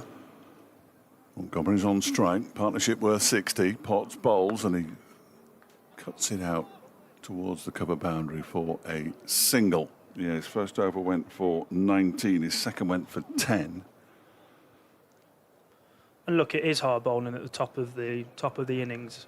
He's got 5 boundary riders now.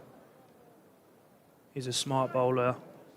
Yes, he should be able to bowl to this field, shouldn't he? They're all on the leg side for Ross Whiteley. So he's going to bowl at his legs, I would imagine. You've done this before. I'm picking it up as I go along, really, if I'm honest, Greg. One man sweeping on the offside. In goes Potts. And that one is lifted into the leg side. It's gone over the man at short fine leg. It's going to race away for 4 runs. He didn't get hold of that one. It was the top edge, really. But they all count. And away it went to the boundary. 144 for 4. The scoreboard is hopelessly behind now, because they think Nathan Souter is bowling, and he clearly isn't. I think it's 144 for 4 after 2 balls of the 15th over, probably. There we go. That's exactly what it is. Here comes Potts and bowls to Whiteley. Full-length ball, and he digs that one out, pushes it up towards Aldridge, who's fielding at long off, takes a single. 145 for 4. They now need 59 off 33.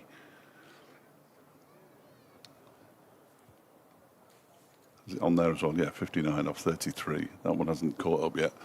As Potts goes in, he follows Montgomery as he stepped into the leg side. Did well there. Montgomery's going to come back for the second here. He might have to get a move on. He does get a move on, and he gets back comfortably enough in the end for the second.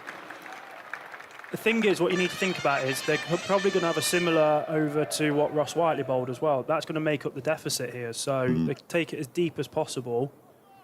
There's going to be a bowler in the next 6 overs, 5 overs that are going to bowl that expensive over, which you capitalise on. Derbyshire had a couple of quite frugal overs in the last 4 as well, as this one is smashed down the ground. Rather jabbed at that one, did Matthew Montgomery, but he picks up a single and moves to 35, 148 for 4.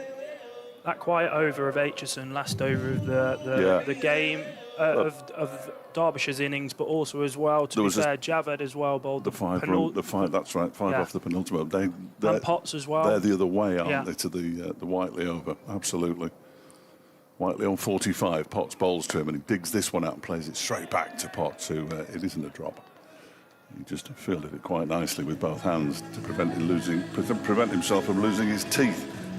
In all honesty, 9 off the over, 148 for 4. This is where it starts to get a little bit awkward in terms of the comparison, but that will drag back a little bit later on with that 6-run Aitchison over, the 5-run Javed over, and the 9-run, 2 9-run overs from Potts as well.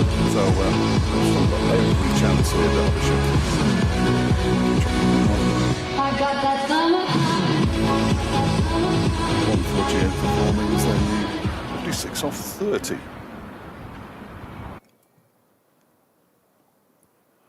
New over from Callum Parkinson, first ball, Montgomery. Just clips it up to long on for a single. It's Parkinson's final over this. Bowled nicely, 1 for 32.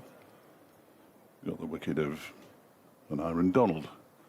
Oh, Ross Whiteley is going to be caught now in the deep, and he is caught in the deep. That was a disappointing end, and Callum Parkinson picks up a second wicket. Whiteley goes for 45. He's giving Derbyshire a chance here. Obviously, we've got Basra coming in next, who's an exciting, young, prosperous batter. 149 for 5. It was a good knock from Ross Whiteley. 45 off 28 in the end. He has to go.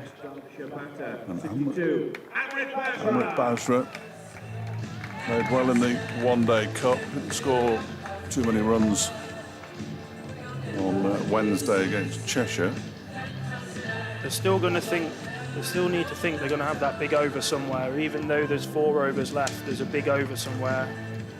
Well, if it just go at 10 and over from here, there's 40 runs. They only need 55, and that doesn't include this over. So the last 4 or 5 overs of Derbyshire's bowling was really promising. Yeah, really Usually, last season, the bowlers are going at 10s. Well, you said 220, didn't you? That's what they were heading for, 220, no question about it. And it's nice to see the players that you probably wouldn't put on the team sheet straight away to put their hand up in that bowling outfit. So a big night for Basra on his T20 debut for Derbyshire. Of course, has already played one-day cup and red ball cricket in the county championship for Derbyshire. Wasn't with the club during last season's blast. 149 for 5. Parkinson around the wicket. Basra just clips it down the ground and gets off the mark. 150 comes up for Derbyshire. 150 for 5. Not the kind of landmark in a T20 that gets celebrated, of course. And why would it? A lot on Matthew Montgomery's shoulders here. He steps away and lifts this out, the old inside-out shot. He loves it. And it's bouncing away and goes all the way to the cover boundary for 4. That's 3 of those he's played. He plays them beautifully. He knows where the fielders are, clearly. There's 2 out on the boundary on the leg side. There was 1 sweeping, but he was at backward point on the offside. And then, of course, he's got 2 down the ground as well. So the inside-out shot works nicely. 154 for 5. Parkinson bowls, and this time he clips it up towards long on, just for a single. He moves to 41. 155 for 5. 49 off 25 now. It's got down to less than 2 runs a ball. Parkinson in. That one's launched down the ground, straight up in the air by Basra. 2 fielders running towards it. One says, I'll have it, and takes it. And Basra goes, and that could be good night. 2 wickets in the over for Callum Parkinson. Amrit Basra goes cheaply. And Derbyshire 155 for 6 now. I always feel like getting a wicket, first ball of the over or last ball of the over is criminal for the batting side. For some, it just damages the momentum into the next over or into that actual over as well. So it seems like the Whiteley wicket was pivotal. Just 2 deliveries faced for Amrit Basra. Obviously felt he had to get on with it, but you don't really do. You don't have to smash every ball for 6. He'll learn. It's his first game of T20 cricket for Derbyshire. It's a tough way to learn. 49 off 24. Now Nick Potts out to the middle, and Nick can bat. been batting high. He's been opening the batting in the twos. Do you think Aitchison's a bit niffed off there with his heroics down at Lord's? I think Potts is a better batter, quite frankly. Even though, well, he went out as the first of the two night watchmen, Nick Potts, and then Aitchison followed him. He was out for 30 odd, wasn't he, on the next morning, Nick Potts? But it's all on Matthew Montgomery now. 155 for 6. Ben Rain is back. Montgomery smashes it down the ground. They're only going to get one for this, I fancy, though. They are thinking about coming back for the second, but it's not there. What are your thoughts on night watchmen, Dave? Well, I don't mind them. I was surprised when a second one. He came out really early because he came out with 6 overs still to go, Nick Potts, which is early. And then Caleb Jewell got out, so out comes Ben Aitchison. They've got 2 night watchmen out there who survived until the close of play. It's a long walk to the middle there at Lord's. Rain, 56 for 6, bowls to Potts, who drives this backward a square on the offside and gets 4. No, he doesn't. The fielder's got there, and he's run 2. They're going to come back for a third. I was convinced that was going to go for 4. Did the fielder at backward point just get a little fingertip to it? Possibly. Either way. Looks like they've just got a little 1%er out in the field compared to Derbyshire at the moment. Yes. Just 8 off that last over from Callum Parkinson, incidentally. Over number 16. 159 for 6 now. Montgomery back on strike. Goes for the reverse something and misses it. Strange looking shot. I think Ben Rain saw him slow a ball out the back of the hands there. Had no pace to work with. Would have gone straight to point or short third man though if he would have connected with that. It's not a low risk shot, is it really? 2 men out on the leg side. Boundary for Matthew Montgomery, 1 on the off, and this time he's launched it high into the sky. The fielder's underneath it. He's underneath it. He takes the catch and steps over the rope. He has stepped onto the rope there. There's no question. He admits it himself. And well, that's 6. That's 6, surely. It's got to be 6 because he stood on the rope. No, we're not having. You're not having. You would feel the rope under your feet. I hope they've got. There we go. Just seen a replay of it. And he's chucked it. It's a 6. Did it not bounce outside the rope as well? I'd like to see it. I'm not sure about that. I'd like to see it again, Phoebes, if we can, while the umpires are just conferring. I don't know if that's possible on the replay. And they've given 6, which is what it was. Certainly with my eyes, it looked like a 6. Mind you, I can't see the numbers on the backs of players' shirts, but it definitely looked like a 6. The fielder is apoplectic out there. He says, I was inside the rope. It looked like he stood on the rope before he released it. Fortunately, we don't have a I'm sure the TV fans are going to umpire. get really stuck into him down there now. 165 for 6. Montgomery on strike. This time he's inside out into the offside. It's going to drop short of the man sweeping on the offside boundary. And they go through for a single. And Montgomery moves to 49. 166 for 6. Derbyshire now need 38 to win. Do you think he was over? It looked like it to me. 38 from 19, 2 a ball from here on in, and Derbyshire will complete a remarkable run chase. Anything less, and Durham will leave with the points this evening. Here comes Ben Rain, last ball of his 3rd over. He bowls to Nick Potts, who lifts it into the leg side. It's going to bounce shy of the fielder, who's going to get some stick out there. I think it's Matt Potts, isn't it? Yeah, it's Matt Potts. Yeah. So he's a lively character, so I'm sure he'll be used to it. 12 off the over, 167 for 6. At the same stage, 17 overs. Durham are 179 for 4, so 12 in it. That Whiteley over? Well, they've sort of clawed the half of the Whiteley over back, which is a good effort because it was a bad over. They now need 37 from 18. Casey Aldridge comes back. He's bowled 1 over for 9. He's obviously going to bowl 2 of the last 3, you would have thought. Aldridge on his way in to bowl to Potts, who lifts us one into the leg side. He could be in trouble here. The fielder gets underneath it and takes the catch, and Potts goes 167 for 7 now as Potts is dismissed. Aldridge, first ball of the over again. How many times has that happened? Too many. And Potts perishes for 4. And I think Is that game set and match for you, Fletch? Is Well, there a bit too much weight on Montgomery's shoulders now? There's been a lot of weight on Matthew Montgomery's shoulders for a while, it has to be said.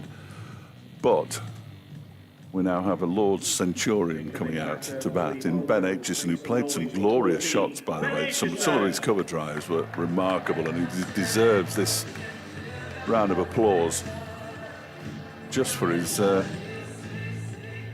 performance down at Lord's in the week.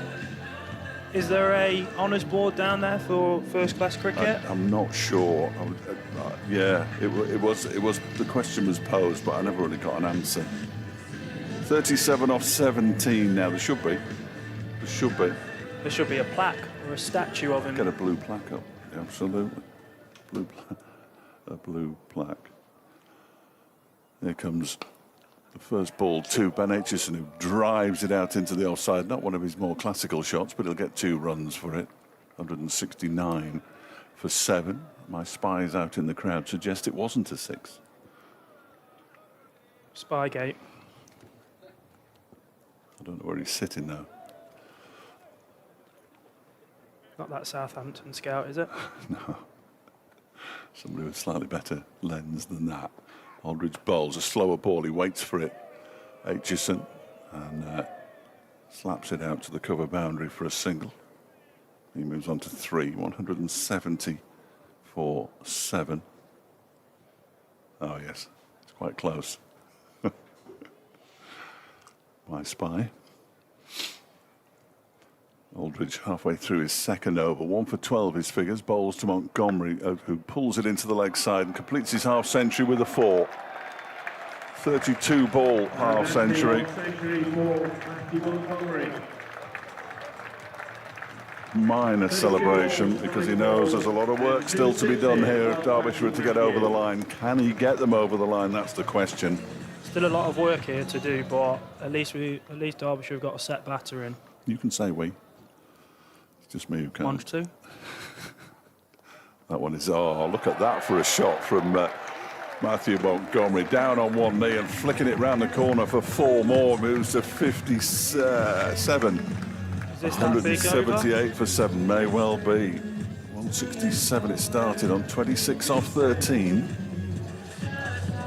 So 9 off the over so far. No, 11 off the over so far, and 1 ball to come. Boundary here makes it interesting.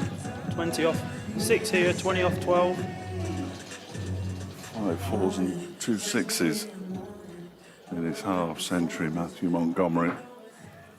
And you're right, he looks so much like Wayne. All his mannerisms are Wayne Madsen, aren't they? Both from South Africa, of course. And in comes Aldridge and bowls. Oh, and that one goes in between the stumps and Montgomery and through to the keeper. 178 for 7 at the end of the over. 11 coming from that one with 2 overs to go then. You look at the worm and there's not much in it. Not much in it at all. At the same stage, 188 for 6 after 18 overs. So they're 10 behind where they needed to be. But they got just 15 runs from the last 2 overs, Durham. And here's Ben Rain, 3 overs for 24, including a wicket. Aitchison needs to have a free licence here now. That last ball should have a boundary, or he should have got on strike. There were the 2 best outcomes for Derbyshire. So Aitchison needs to swing hard here. As Rain goes in and bowls to him, and he does swing hard and he gets bowled. To complete silence inside the ground, Ben Rain. You know, only 2 players have bowled for wickets today, and they've both been Ben Rain. He obviously does something, doesn't he? 178 for 8 now, Derbyshire. I think he's a bit skiddier than you think, especially with the keeper up as well. He gets under the bat, bowls stump to stump. The batter misses. Mr. Rain hits. Indeed. As Akif Javed comes out ahead of Jack Morley. So he must not be able to hold a bat, because Jack can certainly hold a bat, as he proved as a night watchman at Old Trafford last season when he made 40. Coming back Against following England's all-time leading wicket-taker as well? Yes, apparently he was getting some serious chirp as well as a former Lancashire player, he was telling me. I was trying to get the Rochdale Richards to stick, but it hasn't. Apart from the fact that one's right-handed and one's left-handed, it was a fairly poor analogy, really. Well, let's hope that Javi can strike the ball like Gazanfa. But yes, he could hit the ball, couldn't he? That's a good shout. He's on strike now as Ben Rain goes in to bowl to him, and Ben Rain, I thought he was going to be on a hat-trick there as he goes off an inside edge down to fine leg, and he runs his bat in as though there was going to be a throw, so I'm not sure he's fully a batter, is he really? He could have just walked over the line there. 179 for 8. Now then, this is the game. Matthew Montgomery, not necessarily against Ben Rain, but it has to be because they've got 10 balls to get 25 runs. Soon they're going to need snookers. Montgomery on 57, waits, Rain bowls to him and he has a swing and a miss. He's a canny operator, Ben Rain. This is what he's in the team for, right at the end when it really matters. These next 3 balls, they need to go for 10. Yeah, 15 off the last maximum, you'd have said. 179 for 8. Rain on his way in.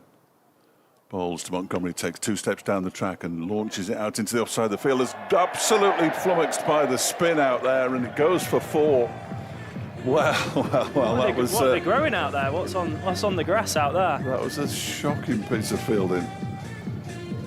Out in the on the cover boundary, as Montgomery picks up another 4, moves to 61. 21 needed now. 8 balls to go.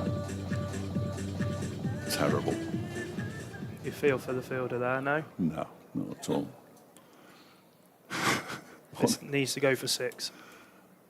Rain in, bowls. It's a full toss, and he's launched it out into the leg side. He's going to get caught. No, he's not. The fielder lets it hit him and bounce, and they're going to get back for the second. That was remarkable.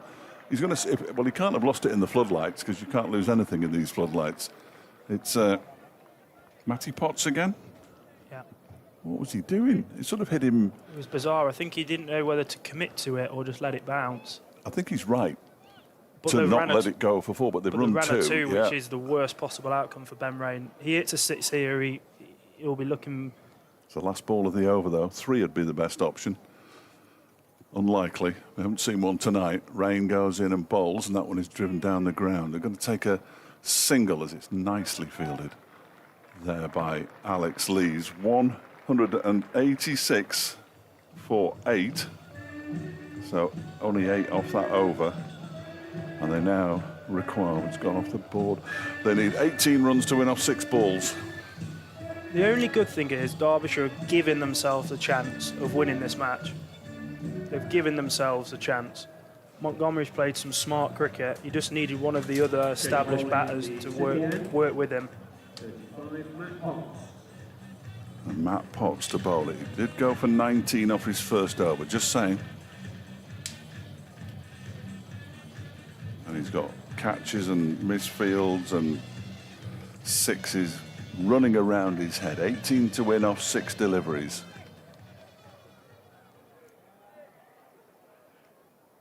And it's Javed on strike. Potts comes in and bowls to him, and he launches this high into the sky. It might have gone all the way for 6, has it? It's still going, it's still going. 1 ball, and it has.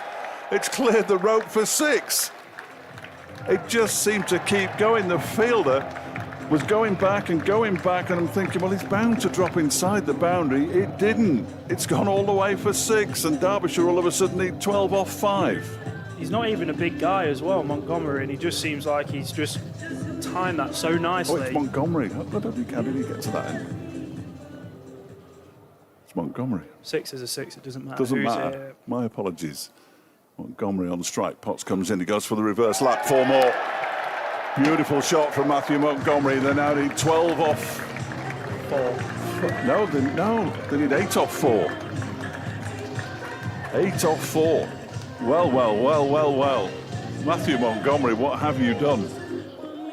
10 off the first 2 balls makes quite a big difference. Mickey Arthur will have a massive grin on his face if Montgomery wins it for them here now. 74 off 40 balls, Matthew Montgomery. 4 balls to go, 8 runs to win. And a record-breaking chase. And a record-breaking chase indeed. Here comes Potts and Bowles. That one is pushed out. No, says Montgomery. He's not taking the single, and I think that's wise. 8 off 3. That's absolutely fine. Good ball from Potts in the block hole. 6 here, and then it's game, set, and match. You think? Yeah. No, you're right. With 3 balls to go, yes, of course it is. Tie. Seen one tie down here against Notts a few years ago. Potts comes in. Montgomery's bowled around his legs, is he? No ball. Oh, my word, it's a no ball. Potts is incredulous. He's overstepped. It's a free hit. They need 6 to win off 3. He bowled him round his legs because he took a step into the offside. My word. Is this the start? That. Do you only get 1 for a no ball in this game? Oh, is it? I thought you got 2 still, like the county championship. Anyway. Doesn't matter. Doesn't matter. Free hit. 7 off 3. This is what we've come for. Absolutely. Always confident. Here's Potts. In to bowl to Montgomery, who tries a little... just hit through the ball with a free hit. You can't fault him, though. He's done it so well throughout this innings, and 7 off 2. but he's put massive pressure on himself now. It was there as well to hit straight through the line and over the top. We could have got that away to the boundary. Derbyshire almost certainly win now. It's very much in the balance. 7 to win, 2 to go. 197 for 8. In comes Potts from the city end. Bowls to Montgomery, who's going to get no run. And the best Derbyshire can get now is a tie, because they need 7 off the final ball to win it. A 6 to tie. And if they don't get a 6, they're going to lose this one. The dot off that no ball was criminal. Yeah. Absolutely criminal there. Potts in conversation with Alex Lees. Matthew Montgomery waits, contemplating where he thinks the bowler's going to bowl to him, and wherever he is going to bowl to him, how he gets the ball away and across the rope on the full. This is where they have a full-on parents' evening now at the top of the bowler's mark. Yeah, I'm afraid so. Ben Rain's going to join in as well. I'm sure he is. He's desperate too, Ben Rain. There are 3 of them there now. Ben Rain's trotting forward. There are 3 standing down here. Of course, it doesn't matter. The cut-off is 2 minutes away anyway, but once the over started, it matters not. Bit of slow hand clapping, but Durham are doing this exactly how they should be doing it. Would have been massive for Derbyshire winning this to start off with. They can't win it now, unless there's a no ball, of course, in which case they can. I think if Matt Potts oversteps again, it'll probably explode. Here we go then. Here is the game. Last ball of the match. 6 to tie. Potts comes in and bowls, and this one is along the ground, straight back to Potts, and Durham win by 6. Disappointing. Potts bowled beautifully after overstepping, it has to be said. And Derbyshire end on 197 for 8. Montgomery, 74 not out of 45 balls. Javed, the other not out batsman, 1 off 1. But Derbyshire fall short after only getting 11 runs off that final over. 197 for 8 they finish on. And the season starts with a defeat, Dom. So close, Greg Cork. I mean, such fine margins then. And you mentioned it in the chase there for Derbyshire. The one true positive you can take from that is that they didn't leave without a fight tonight. They gave themselves the best possible chance, and it's a really mature knock from Montgomery. He will be absolutely kicking himself there, because that was a fantastic innings from him. But the thing is, that no ball, that free hit, to go for nothing when he's on mid-70s, probably lost them the game there, unfortunately. So what does he need to do there? Because obviously he went for the clever shot behind him. Does he just need to take that full on? Look, as I said to Dave during that time, you can't fault him there. If it wasn't for him, Derbyshire wouldn't have been able to give themselves a chance of winning there. So it's his shot. He's a very skillful batter, so fair play to him. Yeah, 74 runs off 45 balls for Montgomery. For Derbyshire, the two teams just shaking hands over on the left-hand side as we look at it in front of the pavilion, and we will be getting the post-match reaction from a player this evening to you on BBC Radio Derby as well. The supporters at least had something to come and watch right until the very last ball. It just wasn't to be for Derbyshire tonight. They needed a 6 off the final one to pick up at least a draw, and they lose 7 runs this evening, and they pushed it, and you go back, and it must be the most difficult thing, Greg, as a player. You go into the changing room now and you start thinking, oh, if we'd just done that differently, if Whiteley hadn't given away so many runs. Granted, with the bat, he made up for it ever so slightly. The guys will be kicking themselves in the changing room there. It's always so important to try and get off to a winning start, and they gave themselves a chance. Look, they can take a lot of positives. Them last 4 or 5 overs that Derbyshire bowled, they didn't go for too many runs. And also as well, what's promising is the guys that you wouldn't put down on the team sheet straight away have put their hands up. The likes of Jack Morley, Nick Potts and others as well. So frustrating, but you've got to think about the positives moving into the competition now. Yeah, what are the big takeaways you take away from the county ground tonight with the amount of T20 action that there is coming up Sunday, Wednesday, Friday, 3 games within a week? Yeah, I think they've transitioned from the Red Bull game really quickly. I think they'll learn a lot for tonight, but I think they're so close. If they lost by 50, 60 runs, then they're back to where they were last season, but hopefully that's given them confidence against a good team as well. I'm sure Durham will be pushing for quarterfinals and finals day. Did they miss a Whiteley tonight, late on in that batting order, to come in late? And he's got that in him, hasn't he? He can sometimes rescue in situations where, I guess you look at Akif Javed and Jack Morley at the bottom of the order, they just didn't quite have that edge. I think Caleb and Madsen getting out fairly cheaply puts real pressure on people like Ross Whiteley in that middle order. And Ross's most effective last 5 overs of the game, not coming in halfway through the innings ultimately, but he's probably been in that situation so many times now for Derbyshire that hopefully he has the right skill sets. And he showed, to be fair, he hit that partnership with Montgomery, gave Derbyshire a chance of winning tonight. And Zach Chappell not in the side as well. Again, a player that could make a difference tonight if he was in that squad. Absolutely, with the ball and with the bat as well. You know he's a clean hitter, and he can score a quick fire 15-20 to get Derbyshire over the line. He's done it before. Well, let us know your thoughts this evening. 81333. Start the text with the word Derby. WhatsApp 08321 333 Derby at the front of your messages. We're just going to be keeping an eye out to our left beyond the boundary. Dave Fletcher will be heading down to get the post-match reaction. I wonder who they're going to put forward tonight. You look at that innings from Montgomery. You look at Morey.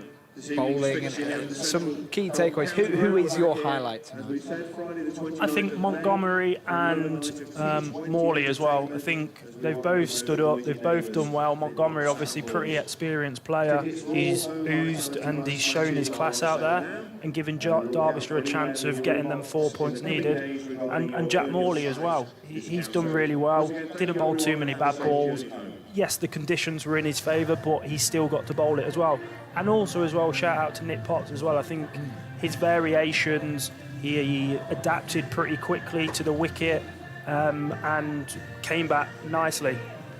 And in terms of a player like Morley, who's played such little T20 for Langton, and Fletcher's going through it in the commentary there, to step in this sort of situation and look quite comfortable as well, how much of a compliment is that to him?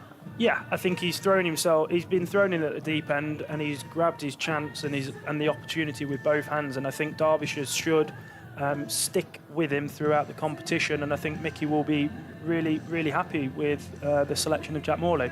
Akif Javed then, overseas. What did you make of his first night for Derbyshire? Look, I think his energy and his efforts are there. He looks like he's running in hard, and sometimes it's difficult.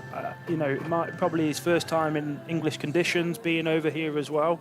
Hopefully, he'll only grow by strength to strength throughout the competition. So probably it wasn't his greatest performance, and he'll probably understand that and know that, but he's a world-class bowler, so hopefully Derbyshire can reap the rewards with having him in their team. Do we underestimate sometimes how tough it can be for an overseas Pakistan cricketer to come in and settle straight in? Yeah, I think the conditions are so black and white ultimately that it's sometimes difficult if you're not used to these certain conditions. It's difficult to adapt as quickly as probably Mickey needed him to adapt. We're looking for Dave Fletcher down to our left-hand side. I'm just getting visuals of him. I'll wait for the thumbs up, and then we'll bring him into our conversation. Greg Cork alongside myself, Dominic Dietrich, and Dave Fletcher, right next to the speaker, seemingly, as we bring you in tonight, Fletch. Look, such fine margins for this one, and who stood out to you? Who do you expect to be getting wheeled out to interview? Well, we're going to speak to Matthew Montgomery, There you go. so I know. I thought he batted beautifully, absolutely beautifully. And as Greg said,